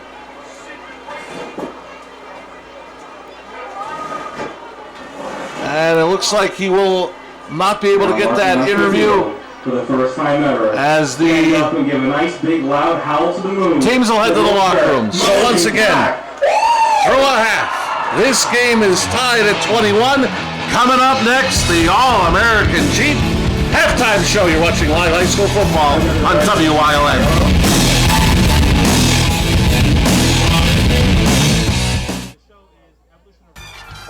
Hey guys, this is Ray Merrill from Blaze Alexander Mazda. Things are going so great. Blaze Alexander is Greater Hazelton. They want us to expand the lot. We got the equipment here. The lot's getting bigger. The inventory is growing. If you're in the market for a Mazda, get down to Blaze Alexander's of Greater Hazelton. So come see all this inventory that has to go. You get a Mazda. You get a Mazda. You get a Mazda. So check us out online at blazemazdahazelton.com. If you're looking for a great deal, unbelievable deal on those Mazdas, come to Hazelton and see why we're taking the deals the other guys won't. Have an electrical problem? Call the Wire Guys. Need lights installed? Call the Wire Guys. Anything and everything electrical, big or small. Our rigorously trained licensed electricians are fully screened, always on time, work neat, clean, and thorough. The Wire Guys. We're here 24/7, 365. All of our work is guaranteed, 100%. When you need electrical work, you need Wire Guys.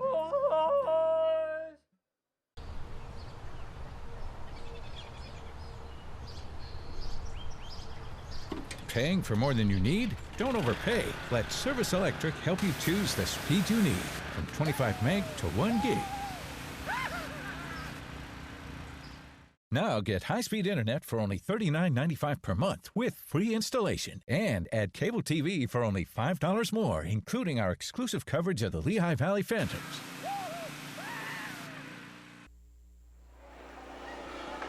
We welcome you back to Crestwood High School in Mountaintop, and we welcome you to the All-American Jeep halftime show. We've talked about first involving the Wilkes-Barre area Wolfpack as far as their football team. Well, now down on the field for their first ever halftime performance, it's the Wilkes-Barre area marching band.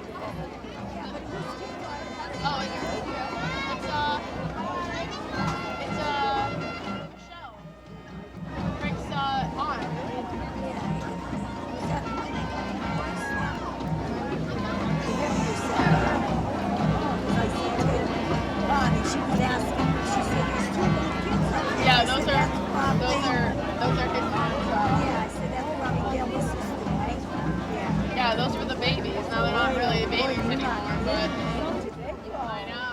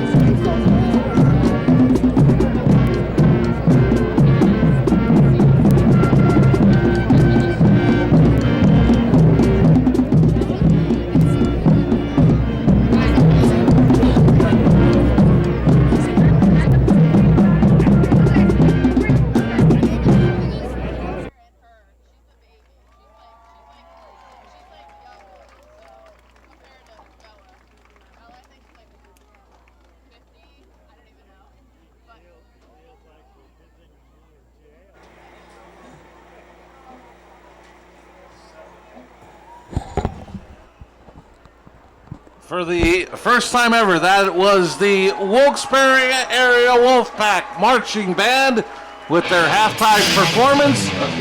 The All-American Jeep halftime show will continue with halftime stats and highlights coming up after the break. The score at the half, the Wolfpack and Comets all tied at 21.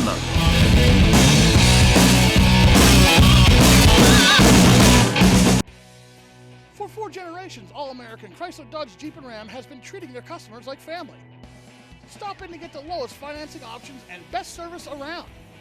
Whether you're in need of a Ram pickup or have an active family lifestyle or simply want to show off your fun, adventurous side, All-American Chrysler Dodge Jeep and Ram of Tamaqua has a wide variety of inventory to choose from. Stop in for the Labor Day sales event.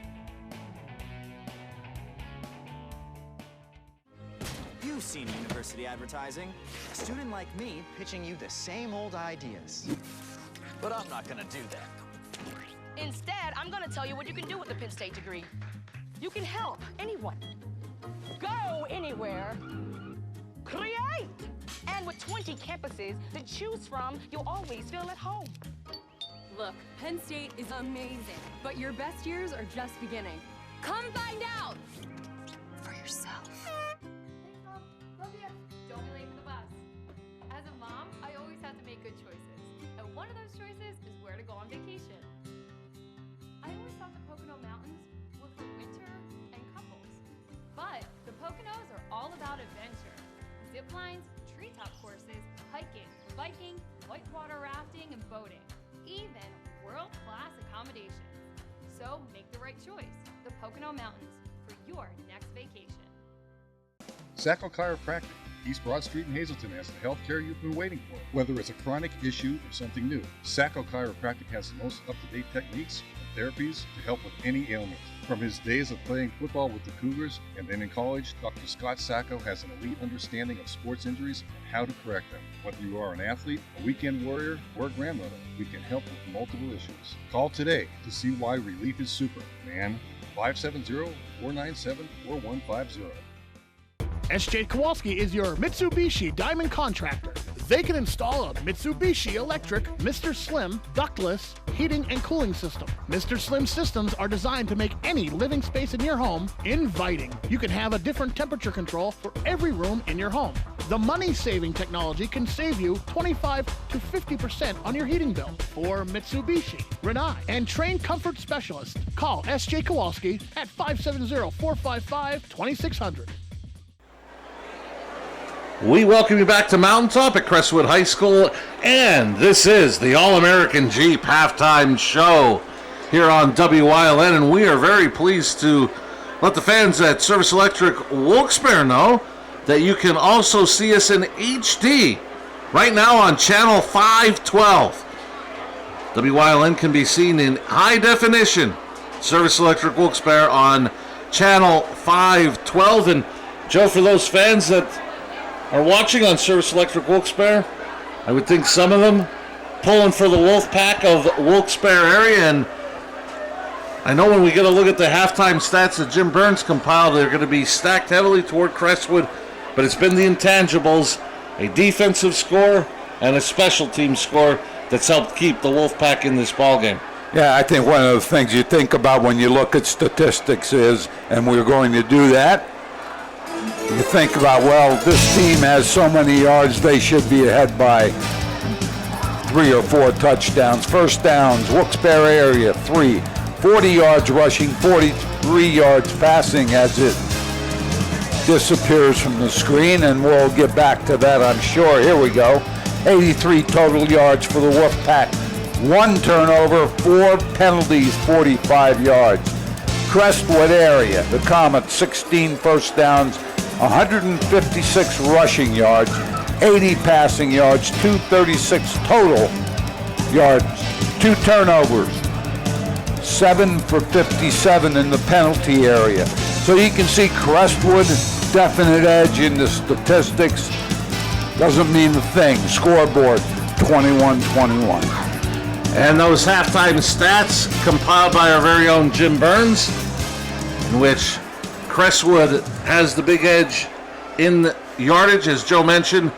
But a defensive score and a special team score that we'll be getting a look at shortly in the halftime highlights has helped keep the Wolfpack in their first ever game to be tied at 21 at the half. And here we go. In the setting sun, a 12-play, 79-yard drive capped by Petrosky to Dominski. Point after good. Crestwood was up 7-0. But the Wolfpack come back with a play defensively. A loose football eventually picked up by Aiden Redding.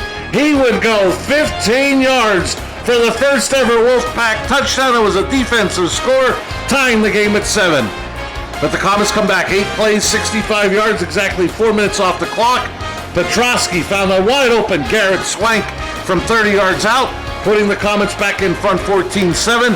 But that didn't last long, 13 seconds, because Raphael McCoy would get the first ever special teams touchdown, a kickoff return, 80 yards. He would go to tie the game at 14. Petrosky here would be looking for his big tight end, Dominski, but McCoy would come up with the big interception at the 5 to stop that Crestwood scoring threat. But here, Swinney on a quarterback draw had the ball knocked loose by Logan Arnold. Garrett Swank with the recovery, putting the ball at the 9. 3 plays later, Petrosky from a yard out. He has 2 passing and 1 rushing, putting the Comets up 21-14. But right before the half, a 29-second, 4-play, 65-yard drive, Swinney found Malachi Williams from 44 yards out for the first ever offensive touchdown for the Wolfpack of Wilkes-Barre area, tying the game at 21. That's where we stand here at the half. We thank you for watching the All-American Jeep halftime show. Coming up next, third quarter action from Mountaintop. You're watching it live right here on WYLN.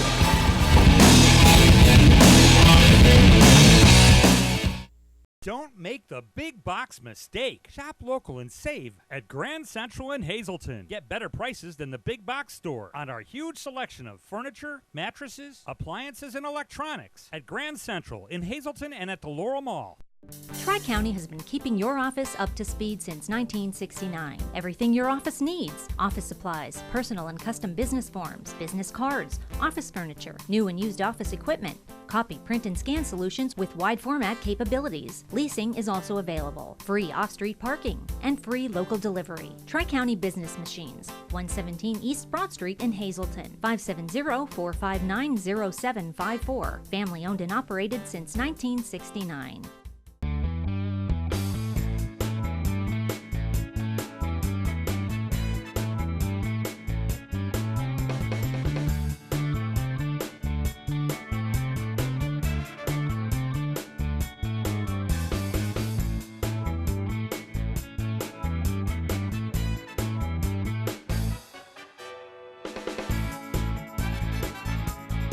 Third Base Luncheonette, still making memories after all these years. Pull it.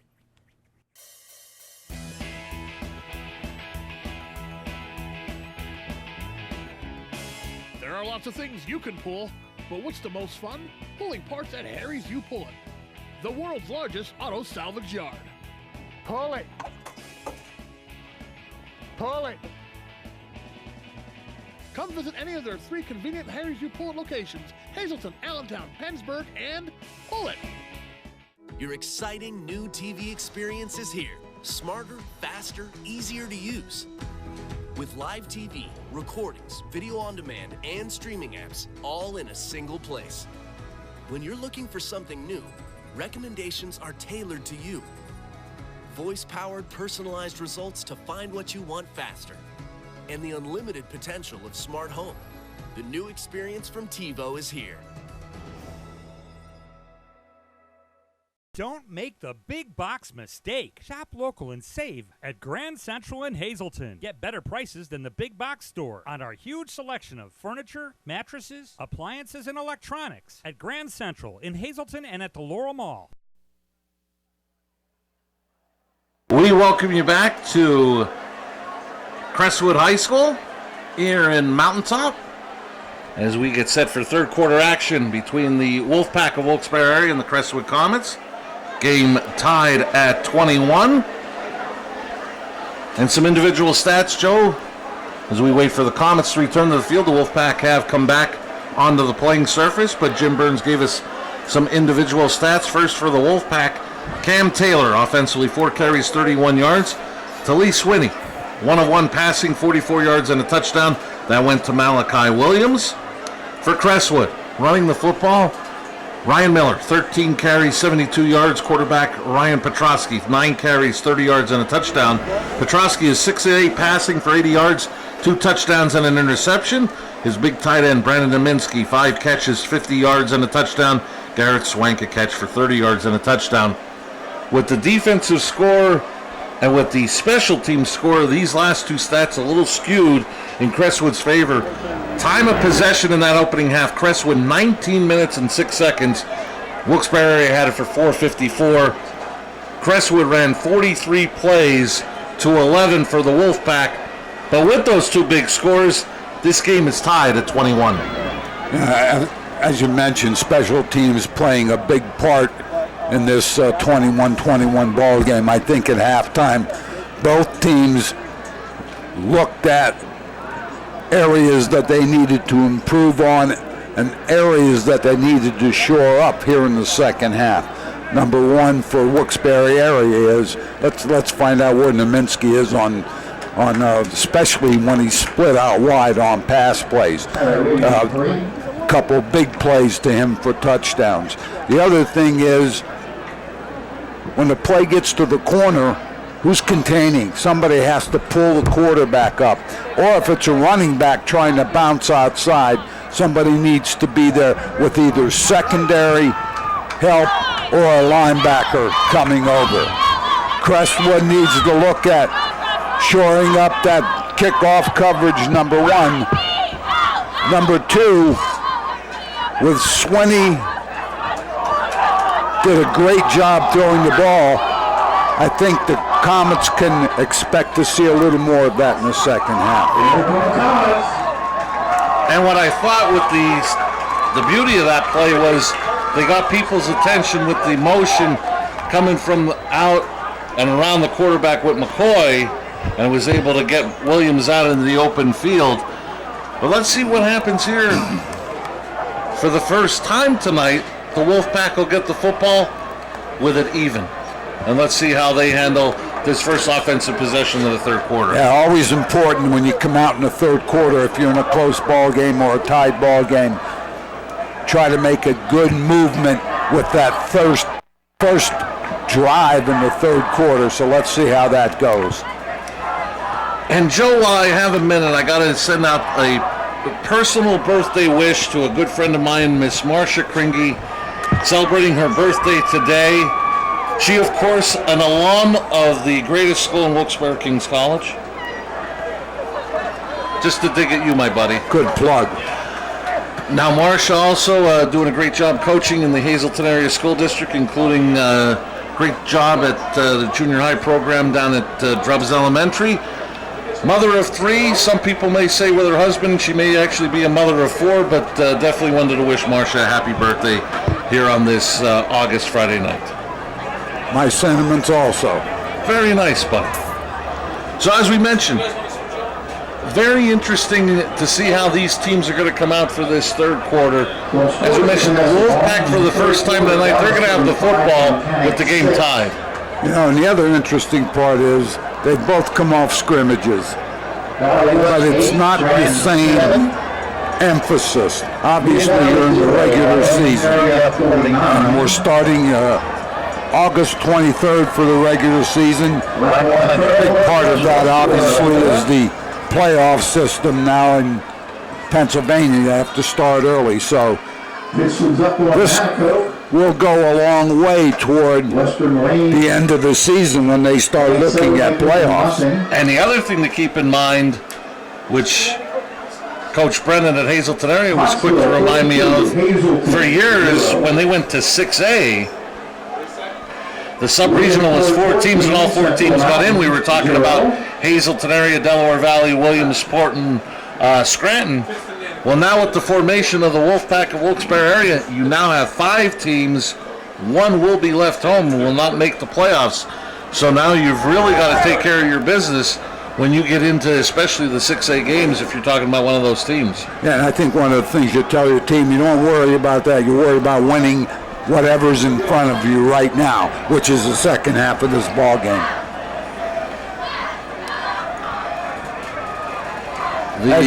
Go ahead, Joe. You mentioned that the Wolfpack will receive the kickoff, so it'll be interesting if to see if they pick up where they left off here at the end of the second quarter into halftime with Swinney's great throw to Williams. And as we see there, it will be a Barbush Automotive kickoff to start the third quarter. The Wolfpack come out. They're going to be in the white. They're going to be going from right to left on your screen. And we saw it on the last kickoff by Romanowski where they kept it away from McCoy and almost got a break as it almost stayed in bounds rolling down that sideline. But I would think they're going to try to keep it away from McCoy again here. Well, I think that also the coaches for Wilkes-Barre area reminded McCoy that he can't just let the ball roll on the ground. It's a free football and a live football. So this Barbush Automotive kickoff from Romanowski gets this third quarter underway, and it is going to be taken by the other up man,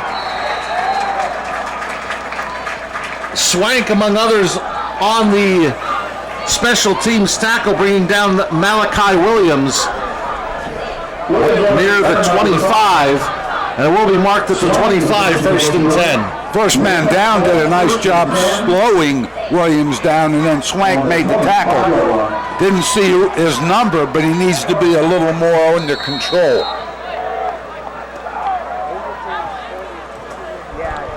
Taylor comes back in under center at quarterback to start the third.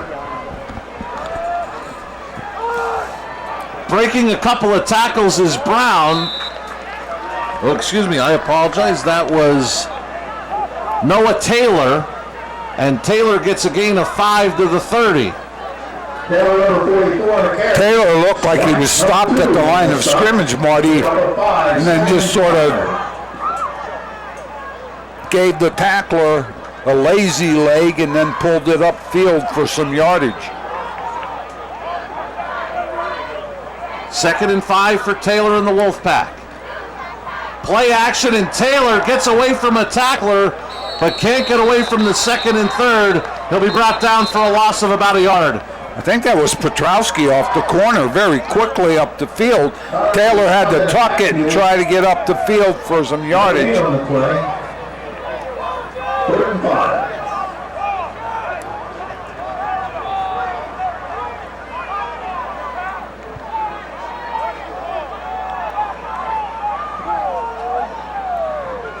Substitutions for the Wolfpack.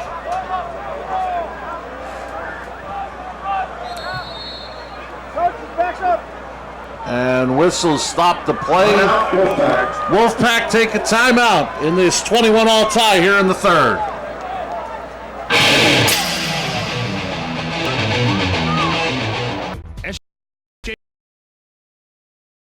Kowalski is your Mitsubishi Diamond contractor.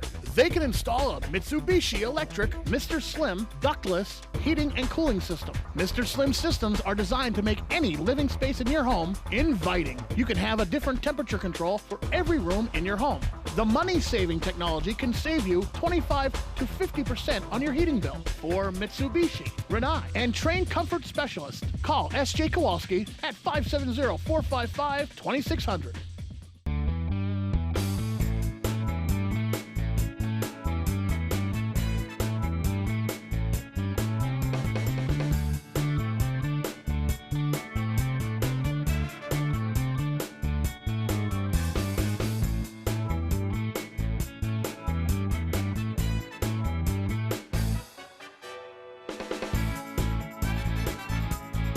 Third Base Luncheonette, still making memories after all these years.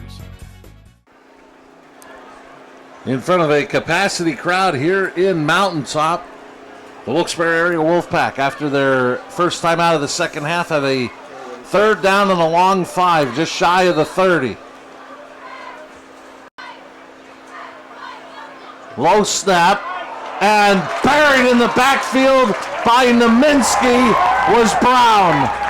They were trying to run that read type, and Naminsky just came off the corner, full tilt, and didn't give anybody a chance. There you see it. The option is for the quarterback to take it out and go up inside, but that didn't happen. One of the things, Marty, Wilkes-Barre area, even though they're tied, their offense has to give them some movement and help.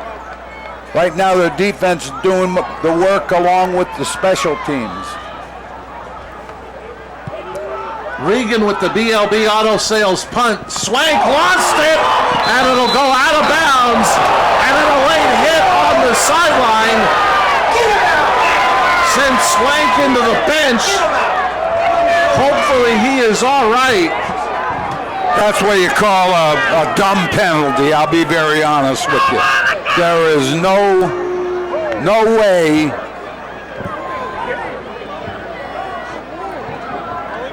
I mean, you couldn't avoid calling that. It wasn't even close. And Swank really had nowhere to go when he hit that metal bench. I think the metal bench did more damage than anything else, but just a dumb penalty. Swank is trying to get to his feet on the sideline. And he is going to try to walk it off. Gets a nice round of applause from the fans here.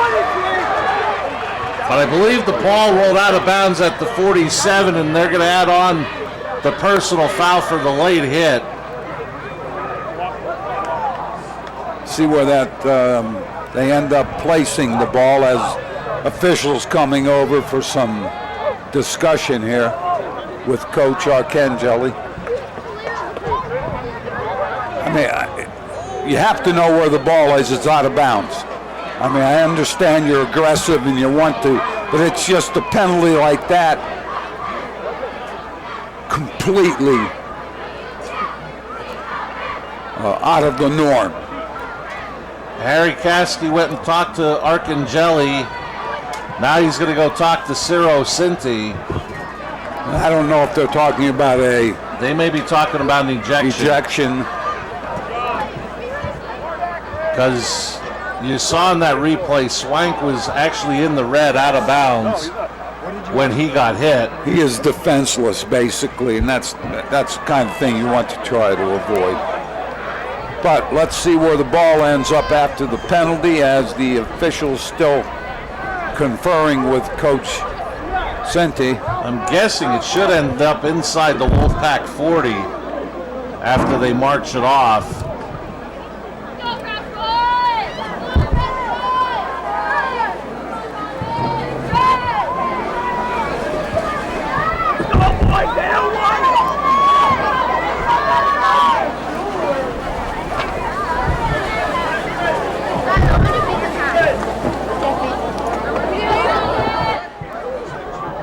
Now Harry Caskey's going to talk to his crew. Well, they have to make a decision about the ejection. I understand him wanting to talk to everybody.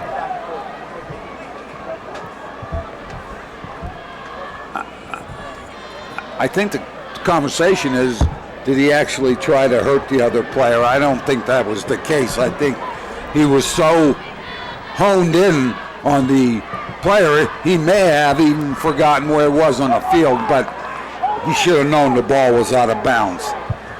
I mean, it's great to be aggressive, but there's a time where you have to tone it down.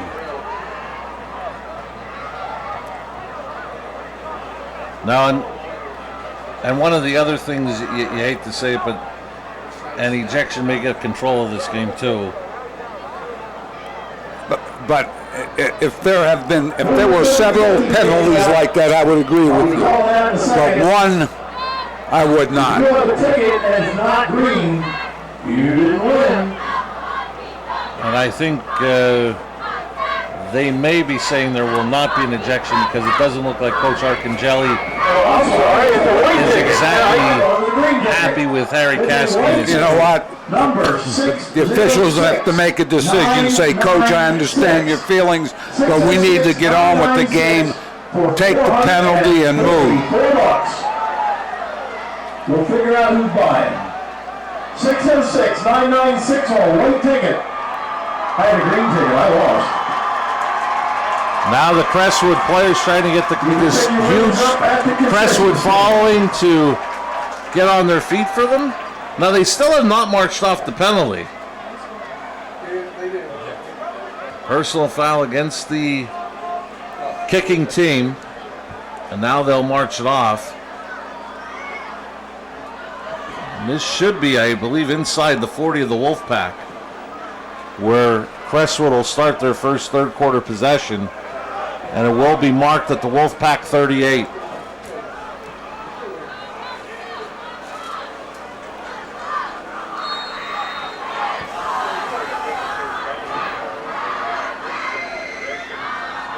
Actually, the 37 is where they mark it, and a short gain of 2, as making the tackle was Malik Robinson. I'll tell you what, Robinson, that's the best play with that Crestwood type sweep. Defensively, that's the best play we've seen tonight.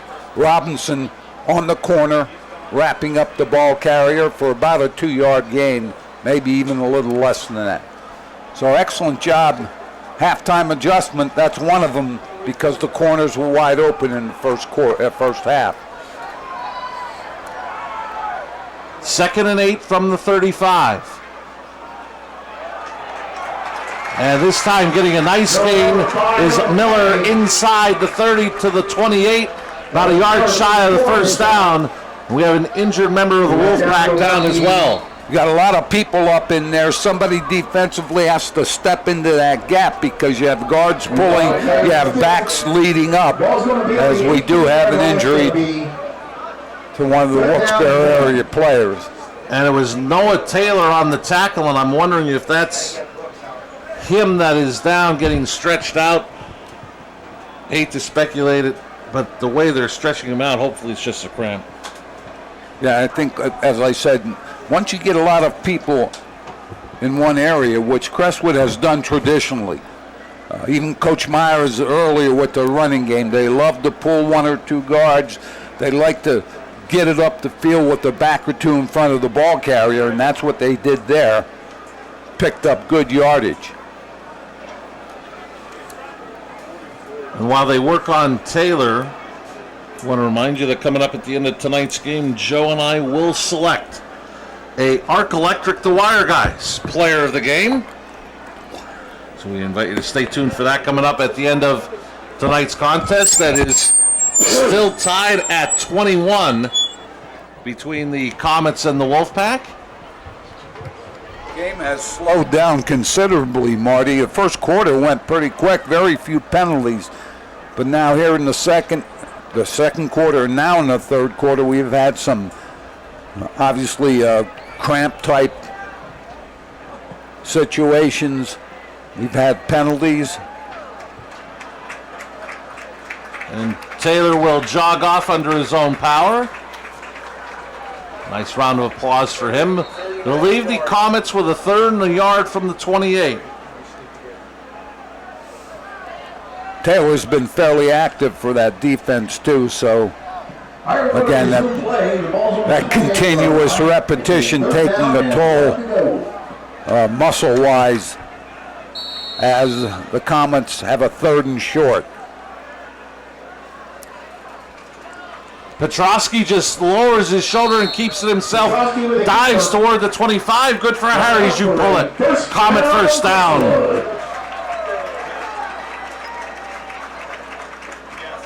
Remember, they started with a very short field. See if they can take advantage of that.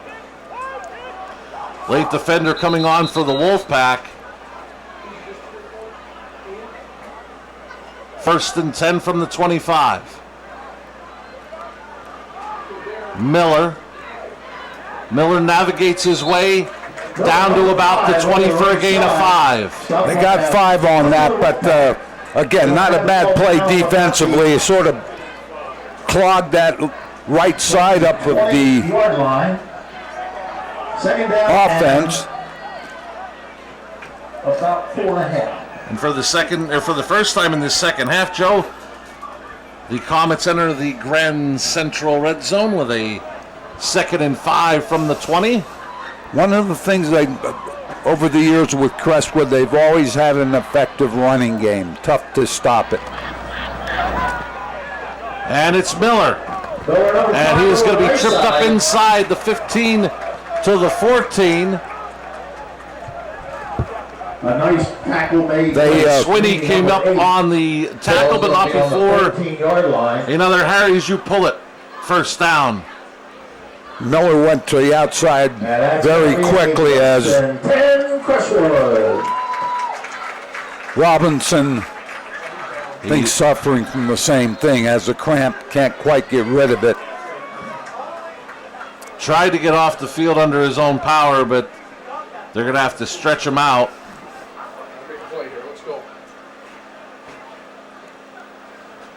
While we have a moment, I'd like to thank the Third Base Luncheonette for supplying our crew meal this evening, as they have for so many seasons here at WYLN. Third Base Luncheonette located just off of 9th Street in Hazleton. Many thanks to the Third Base Luncheonette. And Joe, we talked about that good running game. Ryan Miller has been one of the workhorses tonight. 16 carries, 90 yards to this point. I'll tell you what, early on he was picking up big yardage outside. Now it's getting a little tougher, but he has been a very, very good go-to person for the Comets in the running game. And you have to credit, as I mentioned earlier, the Crestwood offensive line doing a nice job with the running game. When you work on something, and as I said, Crestwood over the years has been successful running the football, getting it up the field. The year that they went deep into the playoffs in the eastern part of Pennsylvania was because of that running game. They were able to move the football. Robinson was able to leave under his own power. So the Comets, new set of downs, 1st and 10 from the Wolfpack 14.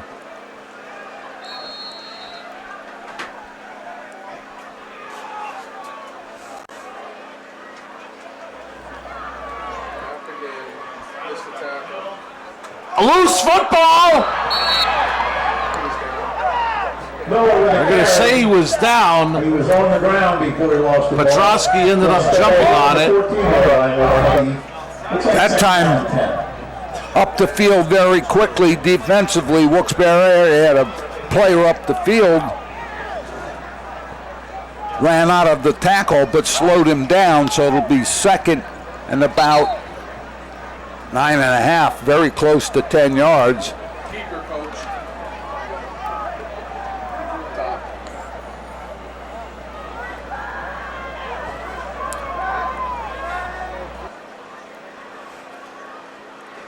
Petrosky hands it off again, this time Miller.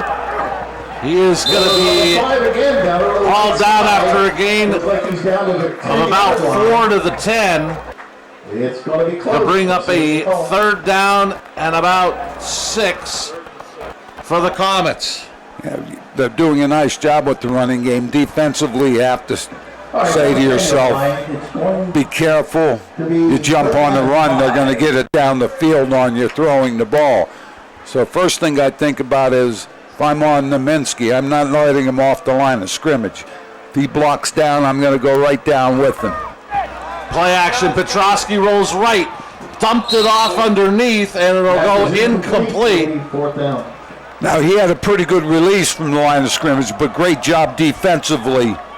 Swinney was right with him. No penalties. No place to go. And it looks like Romanowski is going to come on and attempt a Sacco chiropractic field goal. They're going to mark it at the 17. It's going to be a 27-yard attempt. This field goal brought to you by Sacco Chiropractic. Swank to hold for the lead. Hold is down, the kick is up and off the goal post. No good. So the Wolfpack D holds. The missed field goal keeps it 21-21, and the Wolfpack will get it back offensively, looking to get their first lead of the night.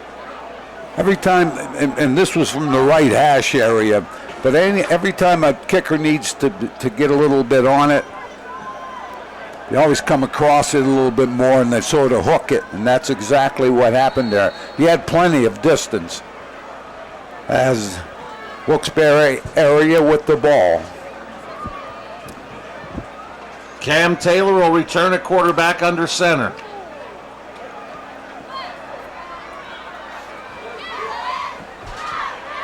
The handoff is to Corey Brown, and Brown will get about 4 to the 24. We talked about Wilkes-Barre area helping offense, helping their football team. They need to become a little successful here. Maybe pick up a couple first downs because their defense has played 80% of the game. And if my memory serves me correct, that last run by Brown was only the 15th play run offensively for Wilkes-Barre area. To your point, Swinney now in, and he is going to be knocked backward. Forward progress looks to have him to about the 27, bringing up a very manageable 3rd and 3. Moving the ball well, Swinney out of that shotgun again, just a single wing snap, and he just takes it to the right side. Number 14. And actually, forward progress, they're actually going to bring him up to the 29, making it 3rd and 1.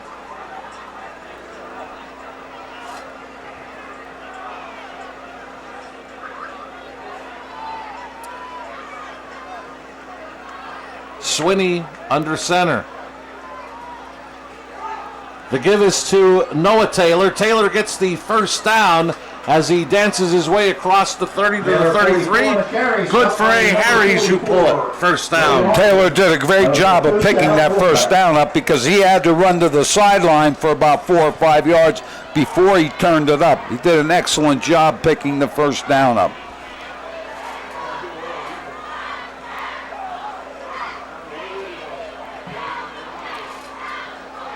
Swinney on 1st and 10, going down the sideline and overthrows his man incomplete. He was looking for Williams. Burleson on the coverage for Crestwood. Burleson did a great job on coverage. He stayed on his inside shoulder. Receiver was right on the sideline, so he couldn't go wider. So it was good coverage. Swinney threw it down. Swinney has a nice arm. He gets the ball down the field.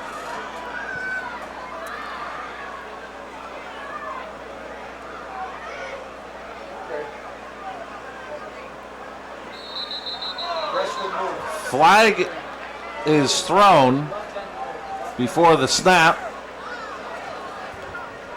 I think Matt Dean jumped across the line of scrimmage, so they're going to call that penalty. That helps your offense and makes it 2nd and 5.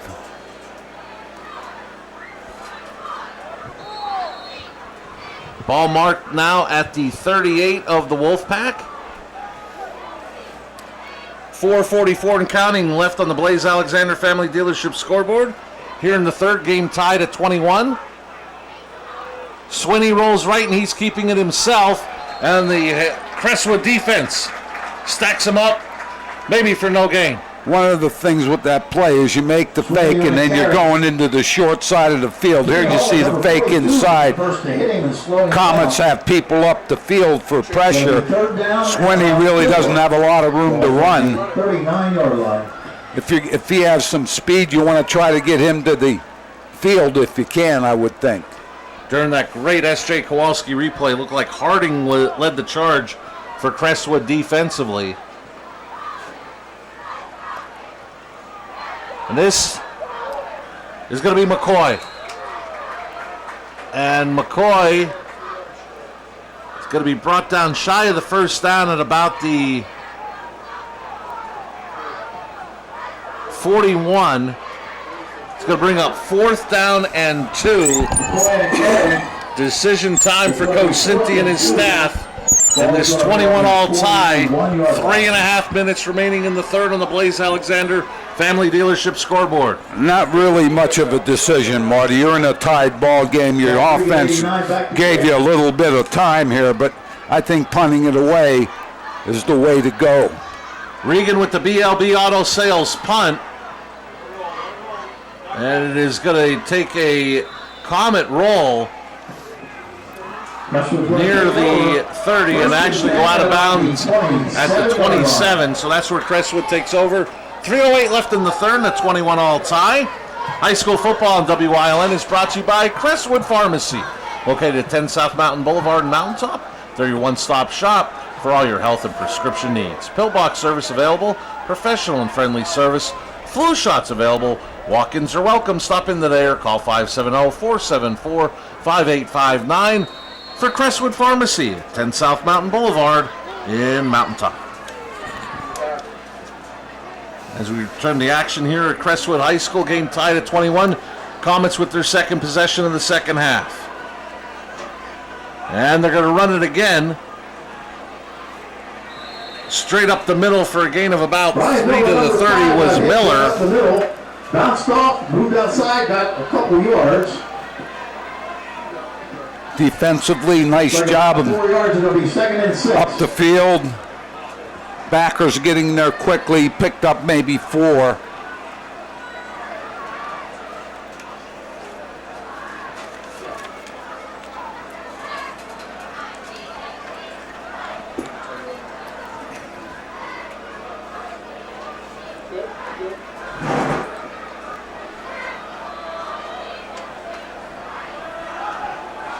Miller tries to bounce it out, and the Wolfpack is there defensively making the play. Silas Armstrong.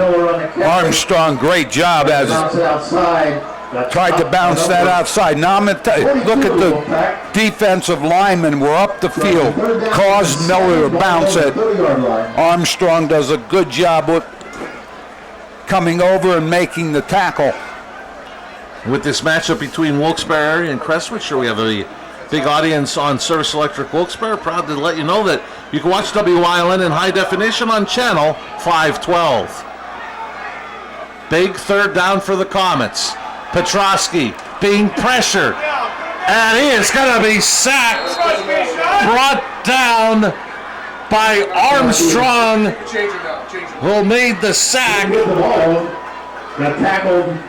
Coming with the pressure was Keyshawn Wade. I'll tell you what, Wade really caused Petrowski to pull it down and try to get up the field, but he was very quickly up the field. Wade only a sophomore. Swank back to punt it away. It'll be a BLB Auto Sales punt as he gets it off. McCoy lost it loose. Did that last white jersey get in there and get it back for the Wolfpack? Still battling on the field. No signal yet. And the Wolfpack, Jaleel Timmons, came back and made the recovery in what could have been disastrous for Wilkes-Barre area. I think McCoy was thinking about it. I need to get it up the field and just lost concentration. They escaped a big mistake there.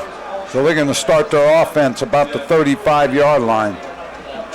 And Joe, we've had a pretty good game to start our season. And I guess we figured it was going to be a good one because we're going to need a week off. We will not be back on the air till week number 3, the first Friday in September, as it'll be the home opener for the Hazleton area Cougars. They'll play the Dallas Mountaineers coming up Friday, September 6th. So we'll be off next week and be back in 2 weeks for the high school football game of the week. Dallas, Hazleton area, Friday, September 6th, live at 7 here on WILN. And while I was giving that promo, a personal foul against the Wolfpack, ending up marching them back to their own 21. Another personal foul penalty, Marty, that really, instead of starting closer to midfield. You're now back at your 21-yard line. Taylor back in at quarterback. He's going to throw downfield, looking for McCoy, and pass interference will be called on the defense. Yeah, I think you could pretty much agree with the call because looked like a defender was beat, just went up, tried to make contact, and he did. But again, Taylor now with a nice throw down the field, and there you see it. Defender not even looking at the ball. So good call by the official. Pass interference against the Comet. As we're winding the third quarter down, still in a 21-21 tie. So the Wolfpack will get a first down via a penalty. 10-yard penalty will put it at the 31 of the Wolfpack. Excuse me, I apologize, 36-yard line. First and 10, 47.2 seconds left in the third on the Blaze Alexander Family Dealership scoreboard.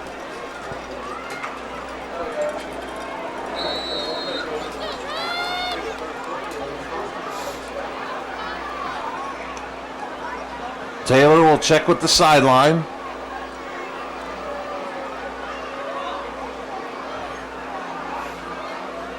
And this will be Brown on the carry. He gets hit for no gain. Talk about this all the time. Anytime you find defensive linemen 1 or 2 yards up the field, the play is going to have a tough time. And there you see quick penetration. Caparucio up the field very quickly, along with 1 or 2 other defenders, and you can't, your running back really can't have any area to go to, so he's piled up at the line of scrimmage. Wolfpack will have to run a play here before the end of the third. Taylor back to pass, under pressure, and he is sacked, ball loose. Back to it with a loss. We're going to see who gets the ball. Comet football. Naminsky on the recovery as the clock has hit zeros. Through 3. The Wolfpack of the Wilkes-Barre area, 21. The Comets of Crestwood, 21. You're watching live high school football on WILN. Fourth quarter action. Up next.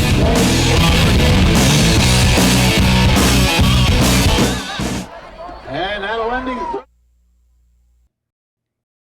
Pull it.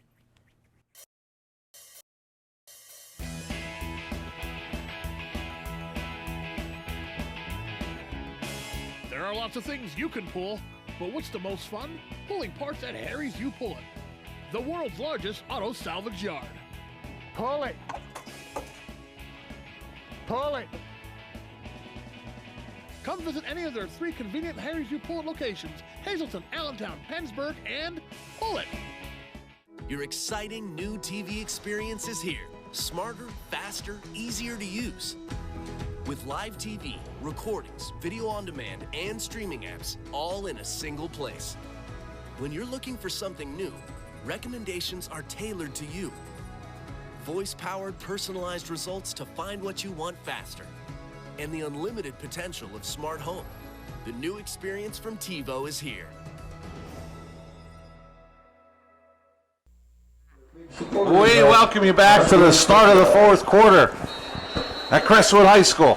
After the turnover to end the third on the, we believe, a Caparucio sack and fumble, Naminsky on the recovery, the Wolfpack come up with a big play by Noah Taylor on the carry by Hawley. Here comes that sack at the end of the third. No gain, second down. That looked like that was Caparucio that came up and forced the fumble that Naminsky recovered. I tell you, if you're going to throw the ball down 50, 60 yards down the field every time, you're going to get that kind of rush. You got to throw the intermediate ball. Noah Taylor, great job defensively on the last play by Crestwood.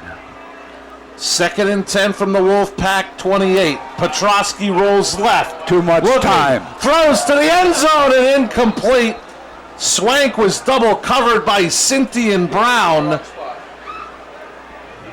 And I don't think Swank, he's hobbled coming up the track area.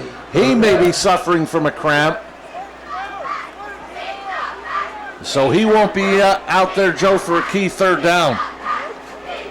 Again, Petrosky gets to the corner, has a little bit of time. Got to put more pressure on him as a third down comes up for the Comets. Petrosky again rolling left. He's going to run it though this time. Cuts it back inside the 20 and hit hard down near the 15, but should be enough for Crestwood. Harry's, you pull it. First down. Where it's going to be 1st and 10, Crestwood. Anytime the quarterback is able to get to the corner and run around, nobody. You have to get up the field, either a cornerback or a linebacker. You can't let him just run around. Comets again in the Grand Central red zone. 1st and 10 from the Wolfpack 17. This will be Miller. And Miller working hard for yardage as he gets maybe just inside the 10 for a gain of about 7.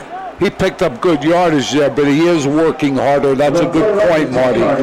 Miller's working very hard now for yardage, whereas earlier his yards came pretty easy. They mark it right at the 10. Miller is now over 100 yards, 21 carries, 104 yards. 2nd down and 3. Here's his 22nd carry. He's got a first down and more as he leans inside the 5 for another Harry's. You pull it, first down. Good tackle by Williams, though. He held on. There you're going to see it. And there you see Williams with the hit. And he holds on. You have a timeout on the field. Ball's going to be on the 5-yard line. It'll be 1st and goal when we resume. Have an official timeout as we have another injured Wolfpack player down at the 5.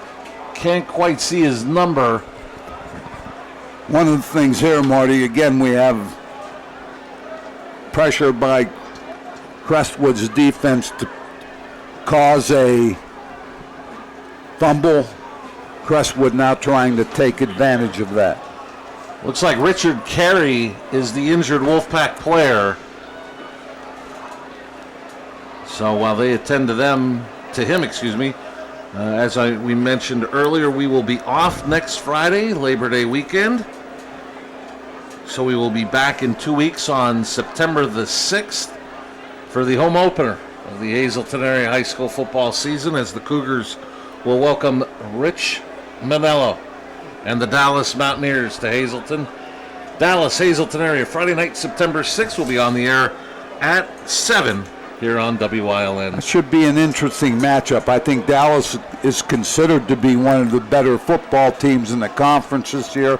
I know Coach Brennan feels like he has the Hazleton program moving in the right direction. So it'll be interesting. It's going to be a tough task for Hazleton area. The Cougars are going to have to play well because I think, as I said, Coach Manello has the Mountaineers ready to roll. They're getting it done.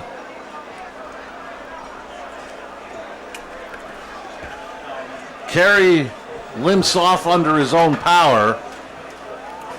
And they're going to let him get to the sidelines before they run this next play. It'll be a 1st and goal from the 5 of the Wolfpack. Game tied at 21. 10:06 left in the 4th on the Blaze Alexander Family Dealership scoreboard. Carey is safely off to the sideline. Petrosky under center. Miller the carry. And he is tripped up in the backfield. Corey Brown with the tackle as he penetrated quickly up the middle. Corey Brown 2nd and goal from the 6. takes that guard tackle gap quickly up the field. So we have a loss on the play. Very nice defensive play by Brown coming from the backside of that play. So a loss of about a yard makes it 2nd and goal from the 6. And as you've talked about before, Joe, the defense has to find number 1.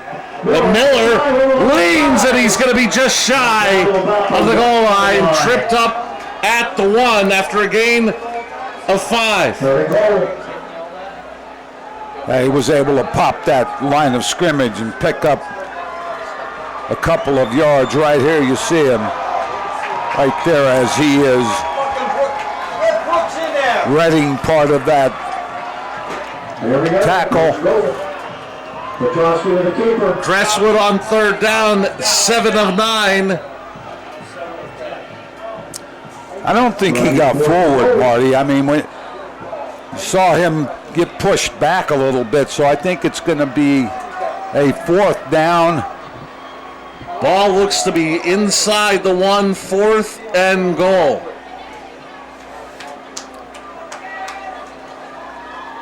We saw Petrosky try it there as he did earlier in the game where he did get the touchdown. That defensive front playing very well here in the second half for Wilkes-Barre area, getting penetration.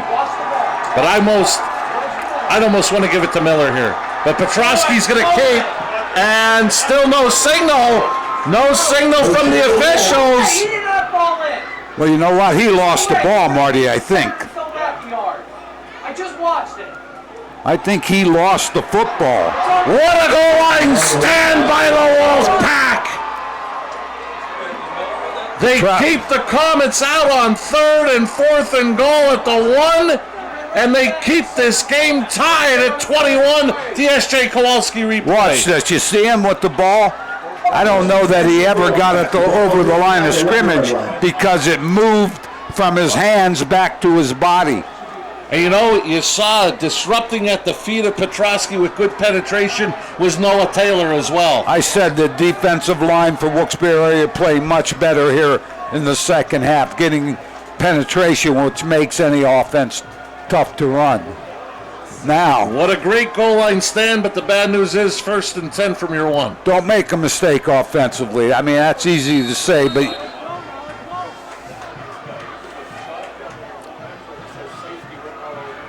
throwing out of the end zone. Downfield, got a man complete out near the 40. That's McCoy. That's one way to get out of the shadow of your own end zone. That was Swinney that was at the quarterback position. Double teamed. He found McCoy. I'll tell you what, that's a great throw right there. I mean, it's right on McCoy's outside shoulder. Great throw. Gain of 37 on the Harry's You Pull It 1st down for the Wolfpack.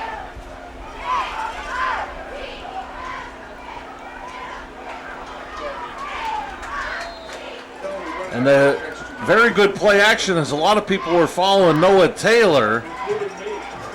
Picked up a couple, which is always good. Again, going back to the short side of the field, looks to me like the Wolfpack had a little bit of speed. I would try to do something, maybe try to get to the wide field, make something happen. And after the pass and run by Swinney, now Taylor back in at quarterback.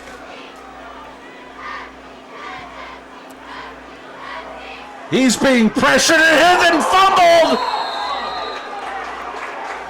Shiplet was the one that hit him. Making the recovery, Brendan DeMarzo. I have to be honest with you. If you try to throw it down the field every play, you're going to get pressure. You have to remember that intermediate zone, 10 to 15 yards. Dump it off and let somebody take it up the field. Shiplet the strip sack, DeMarzo the recovery, Crestwood gets it back at the Wolfpack 36. With exactly 7 minutes remaining in the 4th quarter on the Blaze Alexander 4th quarter scoreboard.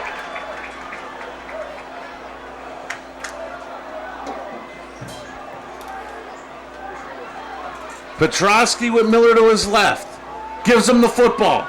And Miller is tripped up after a gain of about a yard. He returned a touchdown, a defensive fumble for a touchdown earlier tonight. Aiden Redding on the tackle. Redding with a nice defensive play, staying at home backside as Miller tries to go right to left. Picks up maybe 2.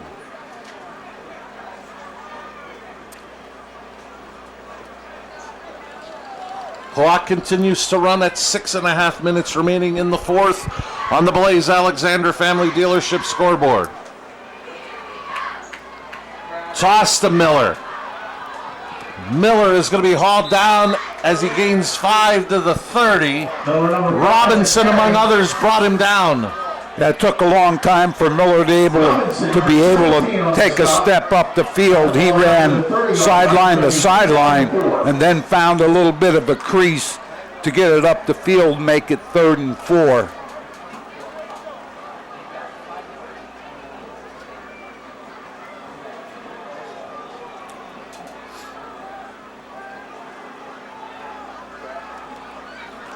Miller on 3rd down.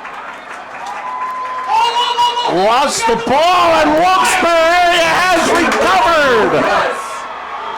Making the recovery was Silas Armstrong. Armstrong came up with it, didn't see the fumble. Let's take a look at the replay. S.J. Kowalski. There you see Miller right at the end. I think Armstrong pulled it out and he recovered it. He just pulled it out of his hands as Miller was going down. Great play defensively, and as you mentioned, Joe, a much better second half for this Wolfpack defense. They've come up big when they've had to. A goal line stand and now a fumble recovery. They give it back to their offense. They don't have to be in a hurry here. They got 5:40. Swinney slings it out to Van Buren. Oh, I like the call, Marty. I like the call. They got that little short screen there on the left side. Right here, you see it. He had pressure coming from the outside. Did a nice job on that screen. Swinney checks to the sideline for the play on 2nd and a long one.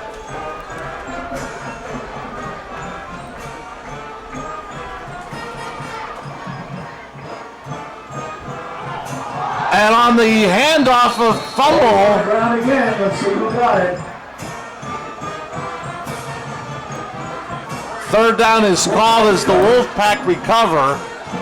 Quarterback looked like he was reluctant to get rid of the ball there to the running back. Don't know whether he was trying to read that or if it was a called dive play.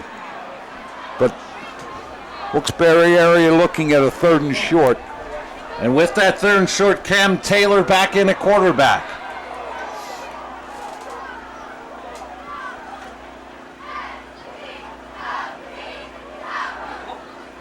Brown goes in motion out of the backfield. And whistle stopped the play. We would have got the first, but yeah, they called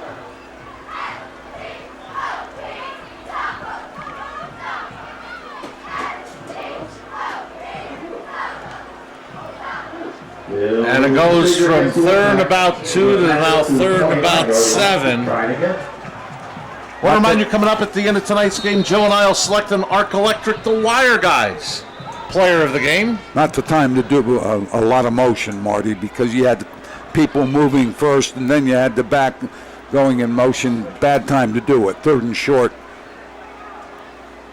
Line up and run your play is the best philosophy I've always found. 4:17 left on the Blaze Alexander Family Dealership scoreboard, and also you see on that scoreboard 2 timeouts remaining for the Wolfpack, a full 3 for the Comets.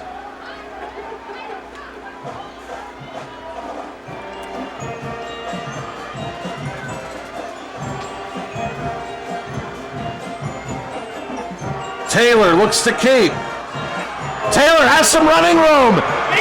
I believe we're going to have a face mask on the defense that'll be added on to that. Harry's you pull it, 1st down run by Cam Taylor. I'll tell you what, it was all Taylor. He did the whole thing. Cam Taylor made a little bit of a fake here. Right here. Naminsky up the field, missed the tackle in the backfield, and there you see the penalty with the face mask. Personal foul, face mask against the Comets. So we're looking at 3:57 on the clock, Marty. And the ball marches inside to Crestwood territory at the 44. As you mentioned, Joe, 3:57 left on the Blaze Alexander Family Dealership scoreboard.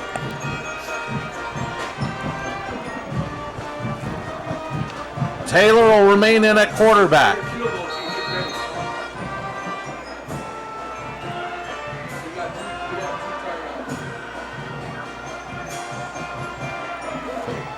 Backward pass, it's a double pass down the sideline, and incomplete!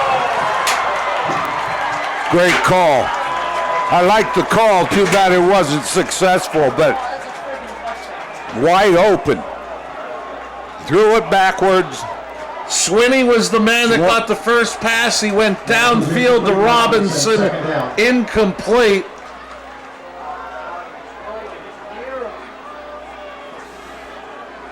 What a time for a great play call like that, Joe. Yeah, it was a good call. I mean, you had the defense sort of back on their heels. So it makes it now 2nd and 10 from the 44. Swinney running the option. Pitches to Brown. Brown is tackled low by Swank as he gets to the 37 for a gain of 7. And Brown may be the injured Wolfpack player.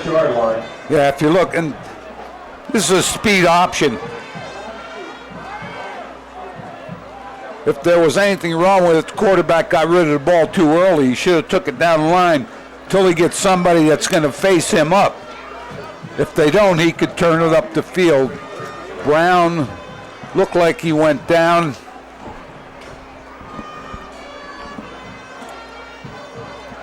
Sitting up. That's a positive sign, I think. Coach Cynthia has come out to check on Brown.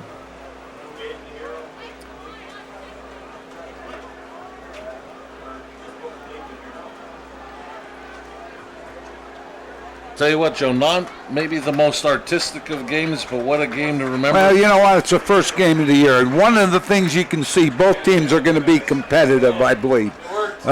They've shown some big play potential, both teams. They've shown good defense, both teams.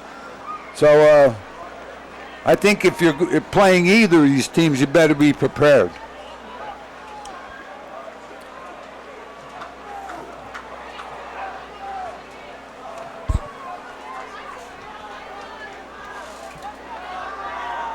Penalties are stacking up, Joe. Wilkes-Barre 9 for 95. Crestwood 10 for 82. The Crestwood fans trying to get behind their defense on this 3rd down. Cam Taylor, the quarterback. Noah Taylor is the tailback with Carey taking the role of fullback.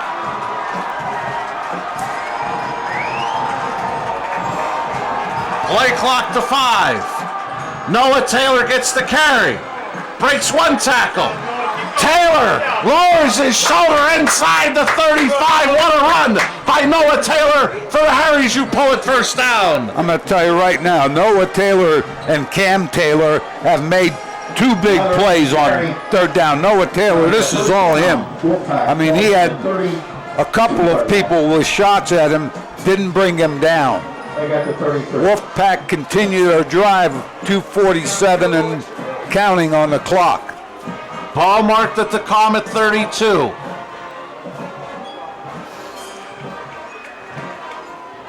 McCoy in motion in the top of your screen. Taylor rolls that way. He's going to run it. Cam Taylor in open field. He's inside the 15. Taylor brought down near the 5 for a Harry's You Pull It. First down for the Wolfpack. Cam Taylor does a nice job here, makes the fake. I'll tell you what, McCoy made a great block on the corner. Taylor was able to turn up inside. Naminsky makes the tackle. Swinney returns a quarterback. For the first time tonight, the Wolfpack are in the Grand Central Red Zone with a 1st and goal at the 6.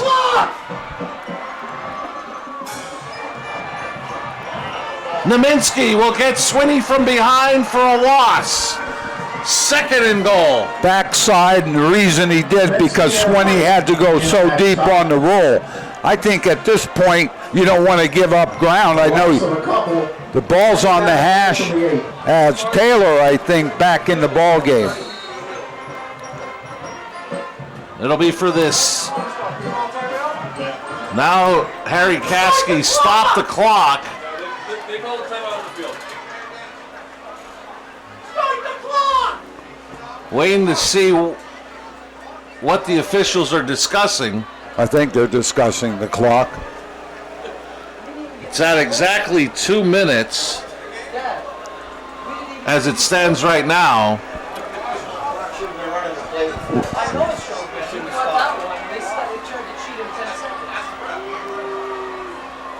Currently, we're going to have a 2nd and goal from the 8.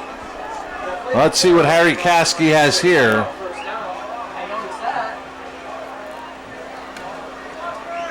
Now he wants to wind the clock. Clock should have been running. There you go. Yeah, there they go. Now there's, oh, they took a second out. Should have been 150. I would think if he wants a specific time, he'd come over to the Crestwood sideline to have them communicate it up here to the press area.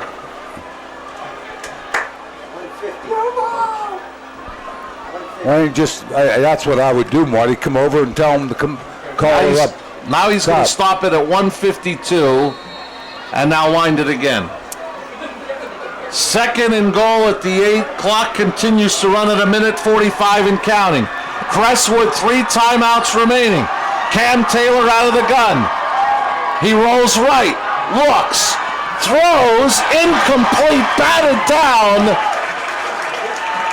Kulak batted it down, shy of the end zone. Again, the hash mark to the sideline is probably 20 yards. You have the whole field going to the left. I know your quarterback's right-handed, but he can run a little bit. Why not give him some room to make a play as we go to 3rd down? 3rd and goal at the 8. Clock is already stopped. Is it almost maybe here? Take a timeout and make sure you get the play you want called. They're calling it. And there you go. Timeout Wolfpack, game tied at 21.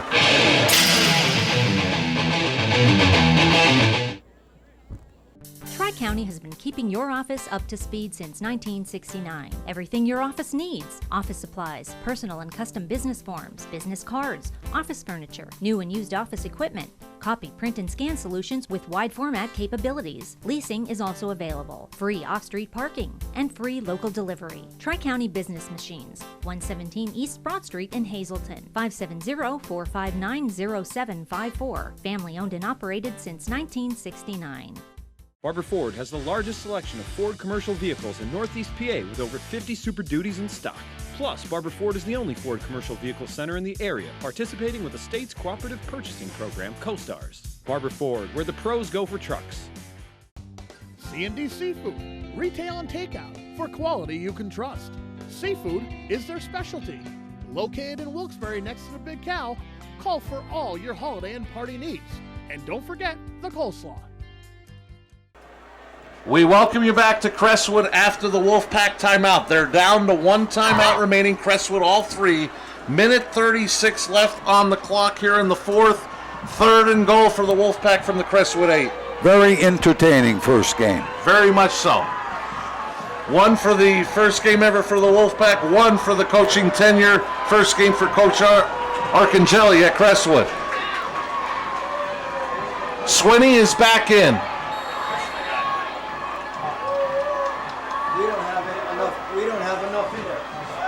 They have to get Noah Taylor, I believe, is the player that's running on late.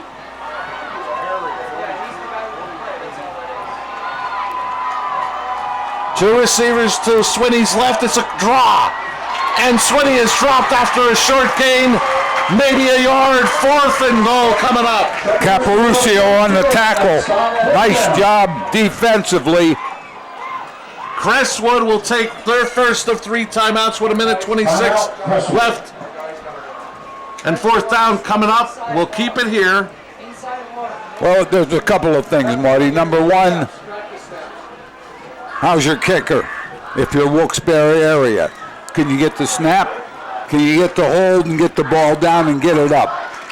That's an option. You have 1:26.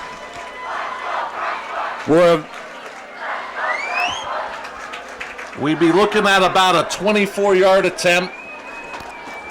4th and goal from about the 7. You have 6 or 7 yards for the touchdown. You know Crestwood's going to be up the field very, very quickly.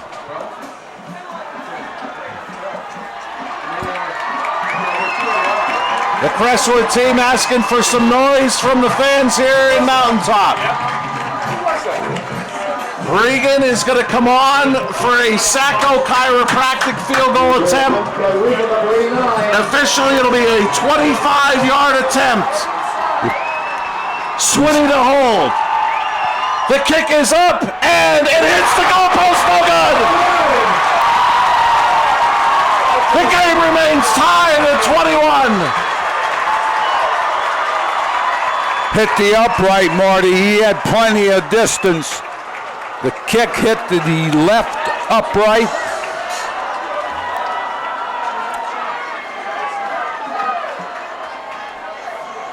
Are we also looking at OT in our first game of the year?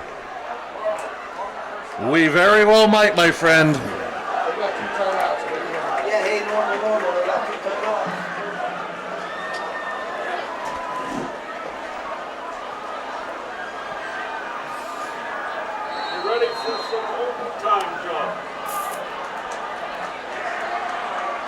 Now the Comets, 2 timeouts, 1:22 remaining, but the ball's marked at their own 20. Petrowski was pointing to the sideline. They needed another player. DeMarzo on the field. Flag is down, Miller the carry. Carey will swing him down after a gain of 7, but we'll wait for the call on the penalty.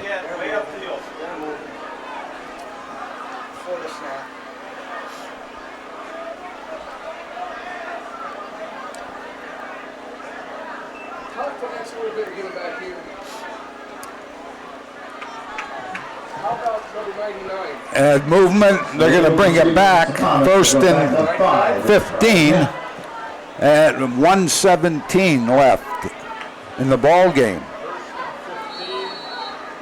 And the Wolfpack only have 1 timeout, so really they can't do much about the clock, even though they have Crestwood back to their 15-yard line.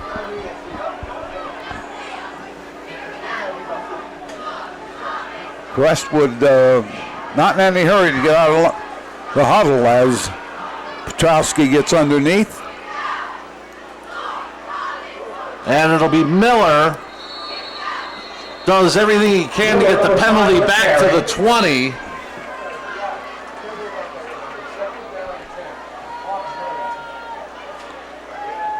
Clock continues to run. Ball's on the 20-yard line, 3rd.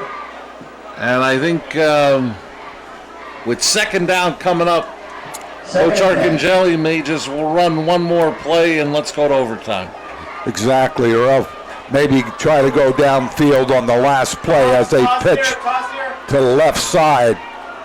This is Miller. He'll get another 5 to the 25. 3rd and 5 coming up. Doesn't look like the Wolfpack will take a timeout. The Comets do not have to run another play,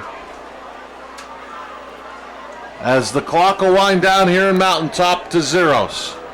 The score at the end of regulation: Wilkes-Barre area 21, Crestwood 21. You're watching live high school football on WILN. Up next, overtime.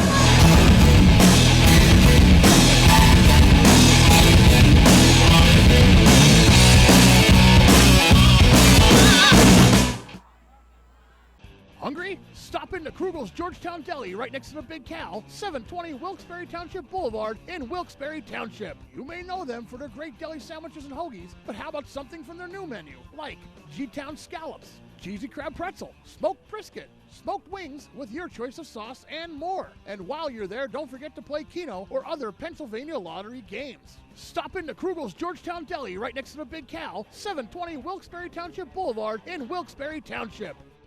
Hey guys, this is Ray Merrill, Blaze Alexander of Greater Hazleton. If you're looking for a new car, we have GMC Acadias, we have got Cadillacs, we have got Terrains. If you're looking for 0%, we have that. We have up to $10,000 off GMC Sierras. We've got used cars. We have 2016 Sierra Crew Cabs. We have got 2019 Colorados under 28 grand. We've got over 1,800 used vehicles in stock. If you want a great car this August, come on down to Blaze Alexander, Greater Hazleton, or check them out online at blazealexander.com. We're taking the deals the other guys won't. We welcome you back to Crestwood High School, getting set for overtime. Joe is, correct me if I'm wrong with anything I say, but there'll be a coin flip to decide who makes the choice. Generally, the team that wins the toss, they want to be on defense first, so they know what they have to get offensively. Each team will get a possession from the 10. If it remains tie, we go to a second overtime. If it's not tie, that team is declared the winner. Right. Crestwood rushing 220 yards, 80-yard passing, 300 total yards. Wilkes-Barre area, 84 yards rushing, 88 passing, 172 total. So Wilkes-Barre area's second half offense came alive. Came alive, but Joe, in this second half, for everything that transpired, we had no scoring in that second half. We go to overtime still, tied at 21 as we were at the half. And I guess officially for our sponsorship purposes, overtime will be played in the Grand Central Red Zone for both teams. So Grand Central will be happy with that everybody's in the Grand Central Red Zone. They're rooting for overtime every week. But then, as Jim Burns mentioned, Harry's you pull it may not be exactly thrilled because there's no more first downs. I'm sure. Clock continues to wind down. We'll have a first and goal, but first we'll have a coin toss, and just about every coach, whether it's high school or college, Joe, they want to win the toss. They want to go on defense first, see what their defense does so that they know what they have to do offensively. Exactly. To either tie the game or possibly win it.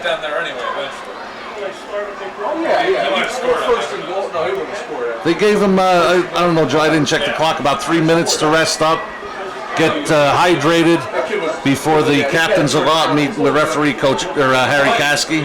We haven't had an overtime in it's been a long time, my friend. A couple of years, yeah. If I'm remembering correctly. I called the games to call you what to do.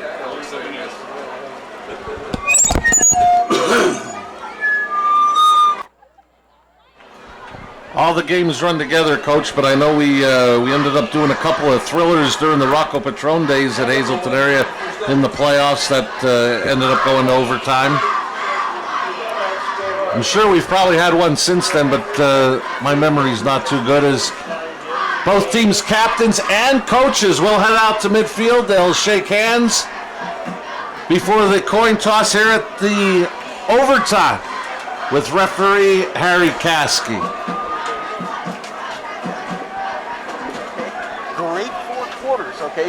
We kept ourselves under control, everything the same, okay? What we're going to do now is we're going to flip the coin again.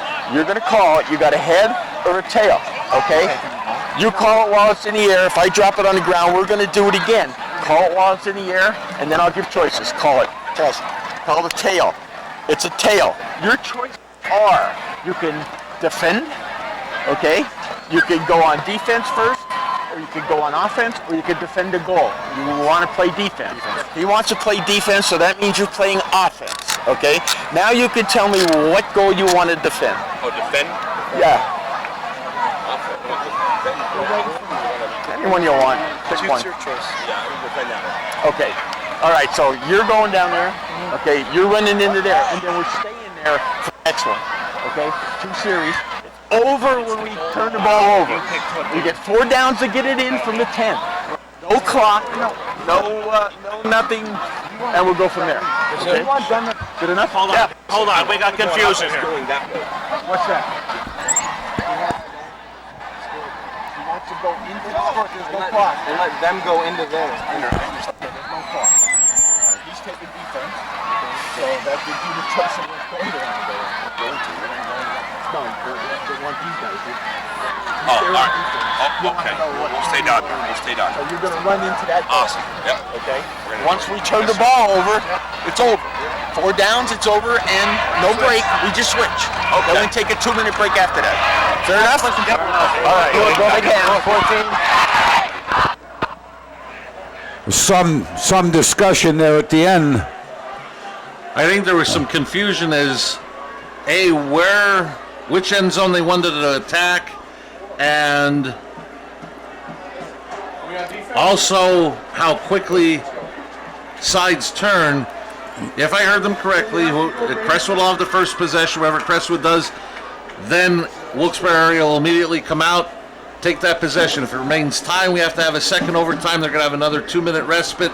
Before then, Wilkes-Barre will get the ball first, and then subsequently Crestwood would have the second possession. They've decided to play at the end zone to our right. Now, the one thing I heard Harry Caskey say, and I'm not sure it's exactly correct, there is no game clock, but there should be a play clock, I believe. I would think so, yes. Now, the one thing about playing at this end zone, you don't have the main scoreboard, but you still do have the play clock off to the offense's left. The play clock just went to 25 seconds and started. So here come the Comets, 1st and goal. The handoff is to Hawley, and he got tripped up immediately.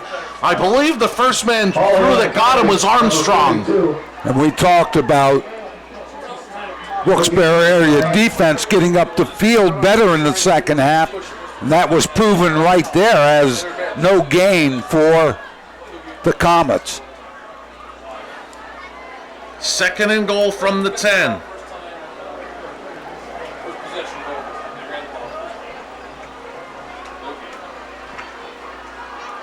Petrosky rolling right. Looking, he's going to run it. And he's going to be tripped up after a gain of about 5. Redding made the hit. Down to the 5-yard line. Things you haven't done well will come back and haunt you again. Petrosky with a little bit of time to run to the corner, trying to find some receivers, but he picked up about 4 or 5 yards, so we're looking at 3rd down. And I'll tell you what Wilkes-Barre has done, I would think more them defensively than what Crestwood offensively. We haven't seen a lot offensively of Naminsky in the second half and here in overtime. No, they've done a nice job, made an adjustment at halftime. Naminsky goes to the bottom of your screen. Petrosky out of the gun. Rolling, looking. He's going to tuck it and run. And he is... No sign from the official. I believe they're going to say he's short of the goal line. It'll be 4th and goal for the Comets. Petrosky again trying to get up the field here. It takes some time, has a little pressure backside, but does a great job, and then is knocked to the ground. 4th down. Again, Richard Carey, part of that tackle. So we have a 4th down. Remember, the Wolfpack stopped the Comets on 3rd and 4th and goal at the other end of the field in that 4th quarter. 4th and goal inside the 1. Petrosky gives to Miller. He's in for a 2, Italian guys. Pizzeria touchdown. Miller, a left side, didn't need much, Marty, but he got what he needed. So the Comets go up by 6.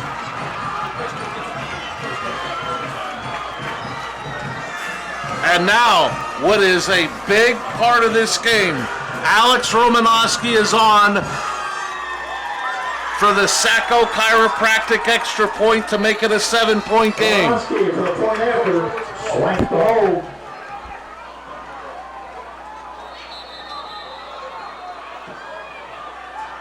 Timeout, Crestwood. Timeout, Crestwood. We'll keep it here, and we're going to get a look, I believe, at the replay of the touch. Not now. We'll get a look at some point.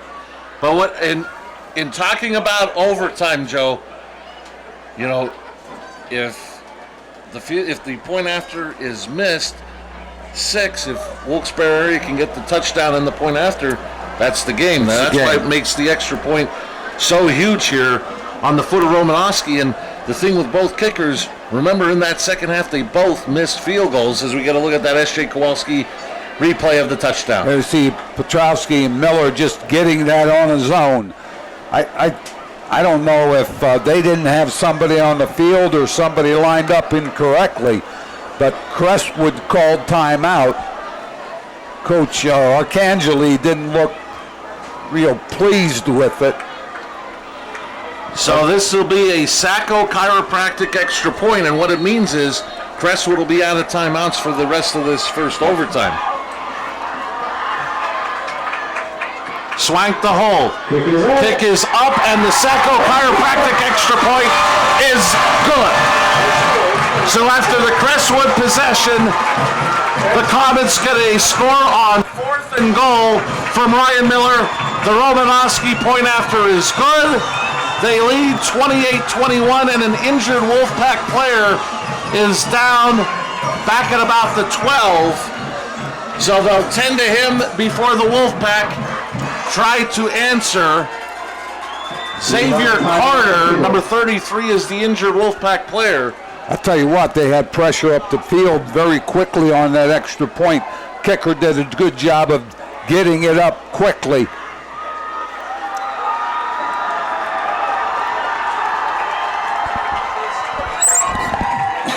And what has turned out to be a great crowd tonight here in Mountaintop, the hometown Comets urging their fans on to make some noise. Miller on the night, 30 carries, Joe. What a workhorse. 135 yards, and to this point, the go-ahead touchdown in overtime. Yeah, and I think I say this every time you tell me about a back, as there you see it, and there you saw some pressure. And we see there in the great S.J. Kowalski replay, Carter got injured by his own man. Yeah, he got hit on the knee with the helmet, it looked like.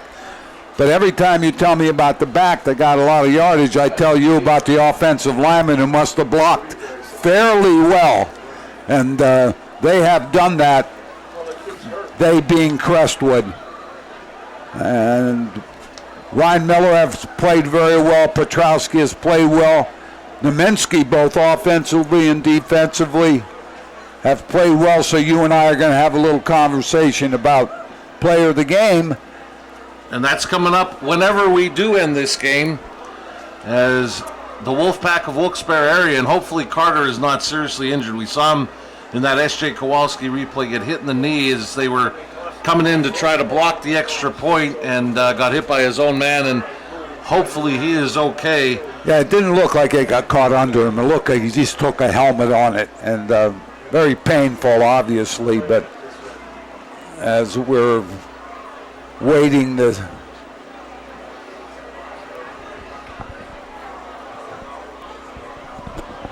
And as I mentioned, whenever this game ends, as Joe mentioned, we will select an Arc Electric, the Wire Guys player of the game. That'll be coming up sometime at the end of some overtime, Joe. Yeah, it's interesting when you finally get one after you haven't had one for a while, because I asked you if the ball was at the 10 or 15. I forgot to be honest. I know in college it's at the 25.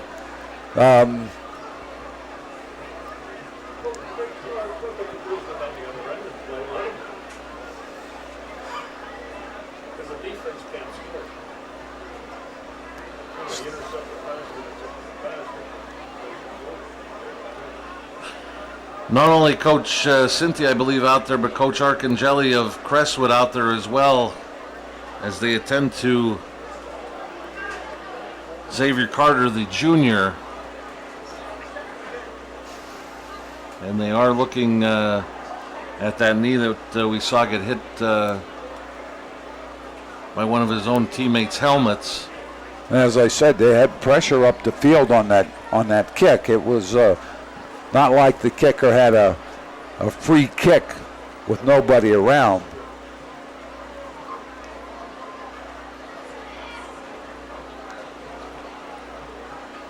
And looks like what they're going to do, Crestwood is going to bring out the cart and help this young man to the locker room. And they need to get him checked out very thoroughly. As I said, from up here, looked like a helmet on some part of the knee or maybe the shin. I'm not sure, but they're going to get him up and get him on the transport. Probably take him right up to the locker room area. Locker room area is off from the field up toward Crestwood High School. And when you mention that, Marty, we're looking at a new locker room facility in the end zone.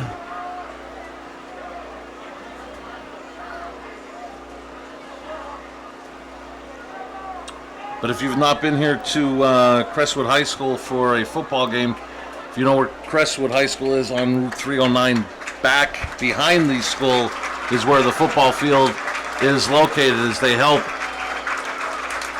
Carter onto the cart. And as I mentioned, the locker rooms are up more toward the high school area as the field house is still being worked on here at Crestwood High School. But the cart is going to be an assistance for Carter, and hopefully nothing serious. That hopefully just mainly sore after hitting the helmet. Nothing serious as far as cartilage or anything with his bones. And hopefully, best case scenario would be if just a pretty bad bruise to this point.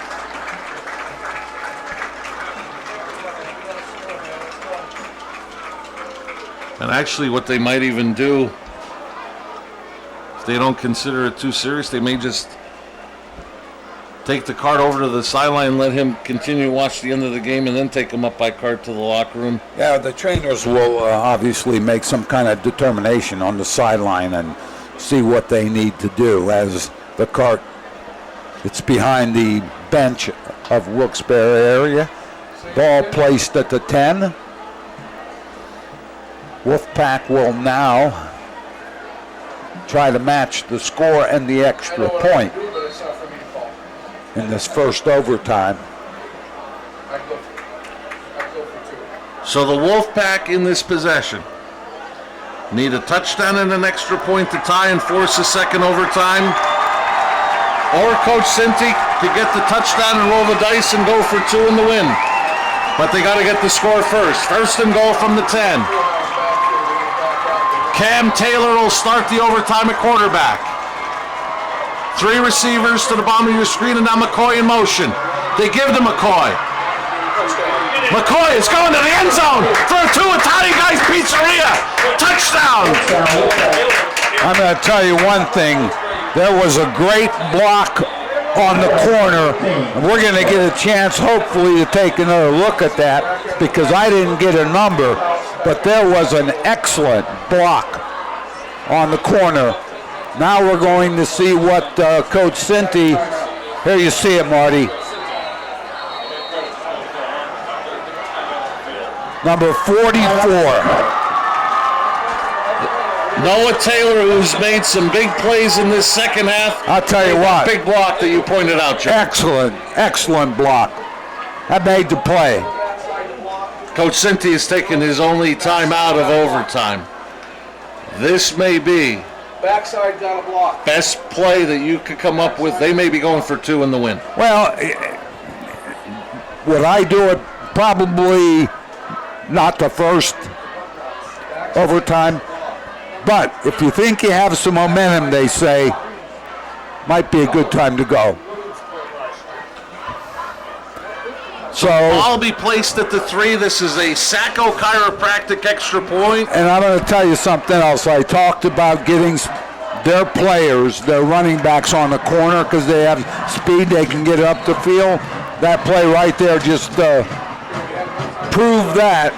as the Wolfpack come to the field. And this Sacco Chiropractic extra point will be a try for 2. Cam Taylor brings out the offense.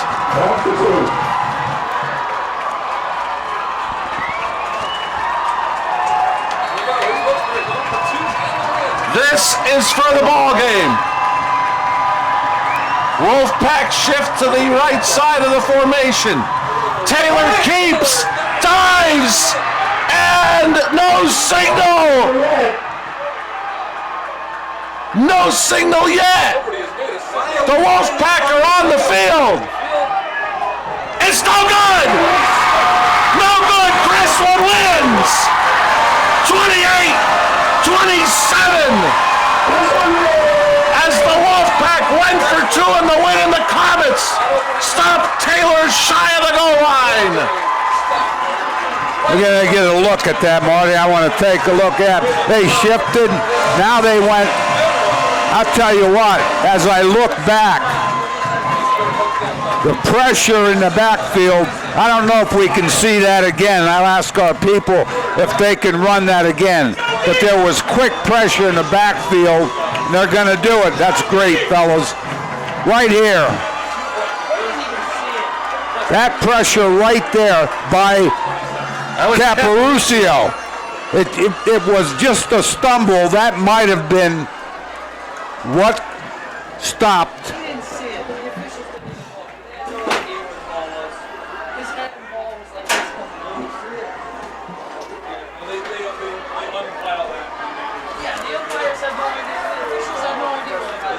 Caparucio got a hand on Taylor's leg, and he started to stumble forward. If that didn't happen, I'm thinking he's in for the 2, but he looked like he just before to the goal line, he went down. A lot of respect being shown by players and coaches on both sides.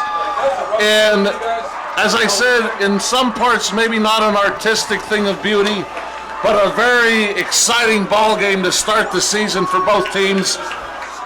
And Coach Cinti, give him all the credit in the world.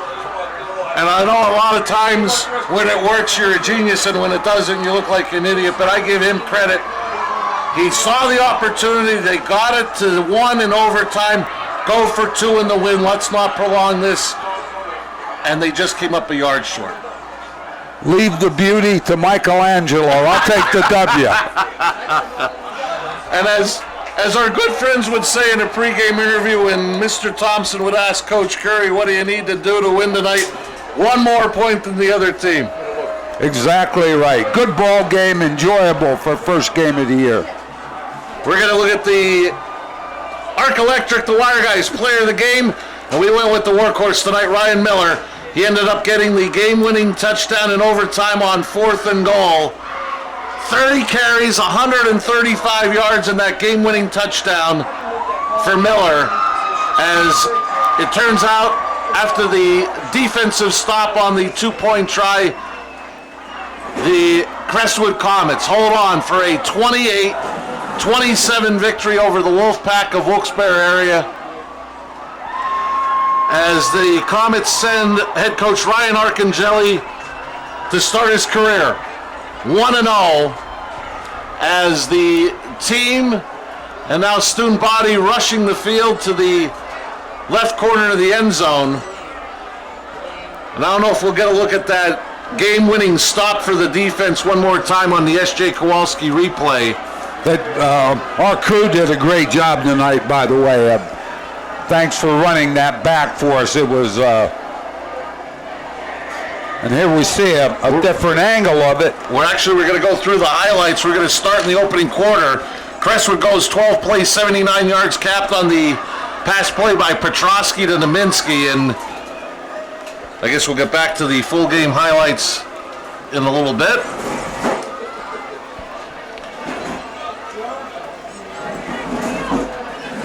Yeah, we talked about that, Marty. Naminsky with 2 big catches in the first half, pretty much shut down in the second half, although he did play well on both sides of the ball. And I believe we're going to get a look at that defensive play that sealed the victory for the Crestwood Comets. Here's the 2-point try. And here it comes, Caparusi, right there with the trip. If anything, I think that slowed him down. He started going to the ground. Looks like he might have been able to get it in, but Caparusi with that pressure. And Crestwood will come away with a 28-27 victory over the Wolfpack of Wilkes-Barre area in a very exciting first ever game for the Wolfpack. And congratulations again to Ryan Miller, our Arc Electrical Wire guys. Player of the game, 30 carries, 135 yards, and what turned out to be the game-winning touchdown in overtime for Crestwood. For our director, Barry J.S., for stats by Jim Burns, for Mike Sosar, Joe DeMelfi, I'm Marty Burns saying so long. Once again, the final score. In overtime, Crestwood 28, Wilkes-Barre area 27. Join us in 2 weeks, Friday night, September 6th, for the home opener for the Hazelton area Cougars.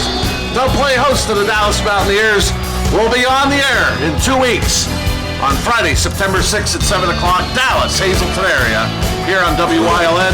This has been a WYLN Sports Special presentation. Good night from Mountaintop.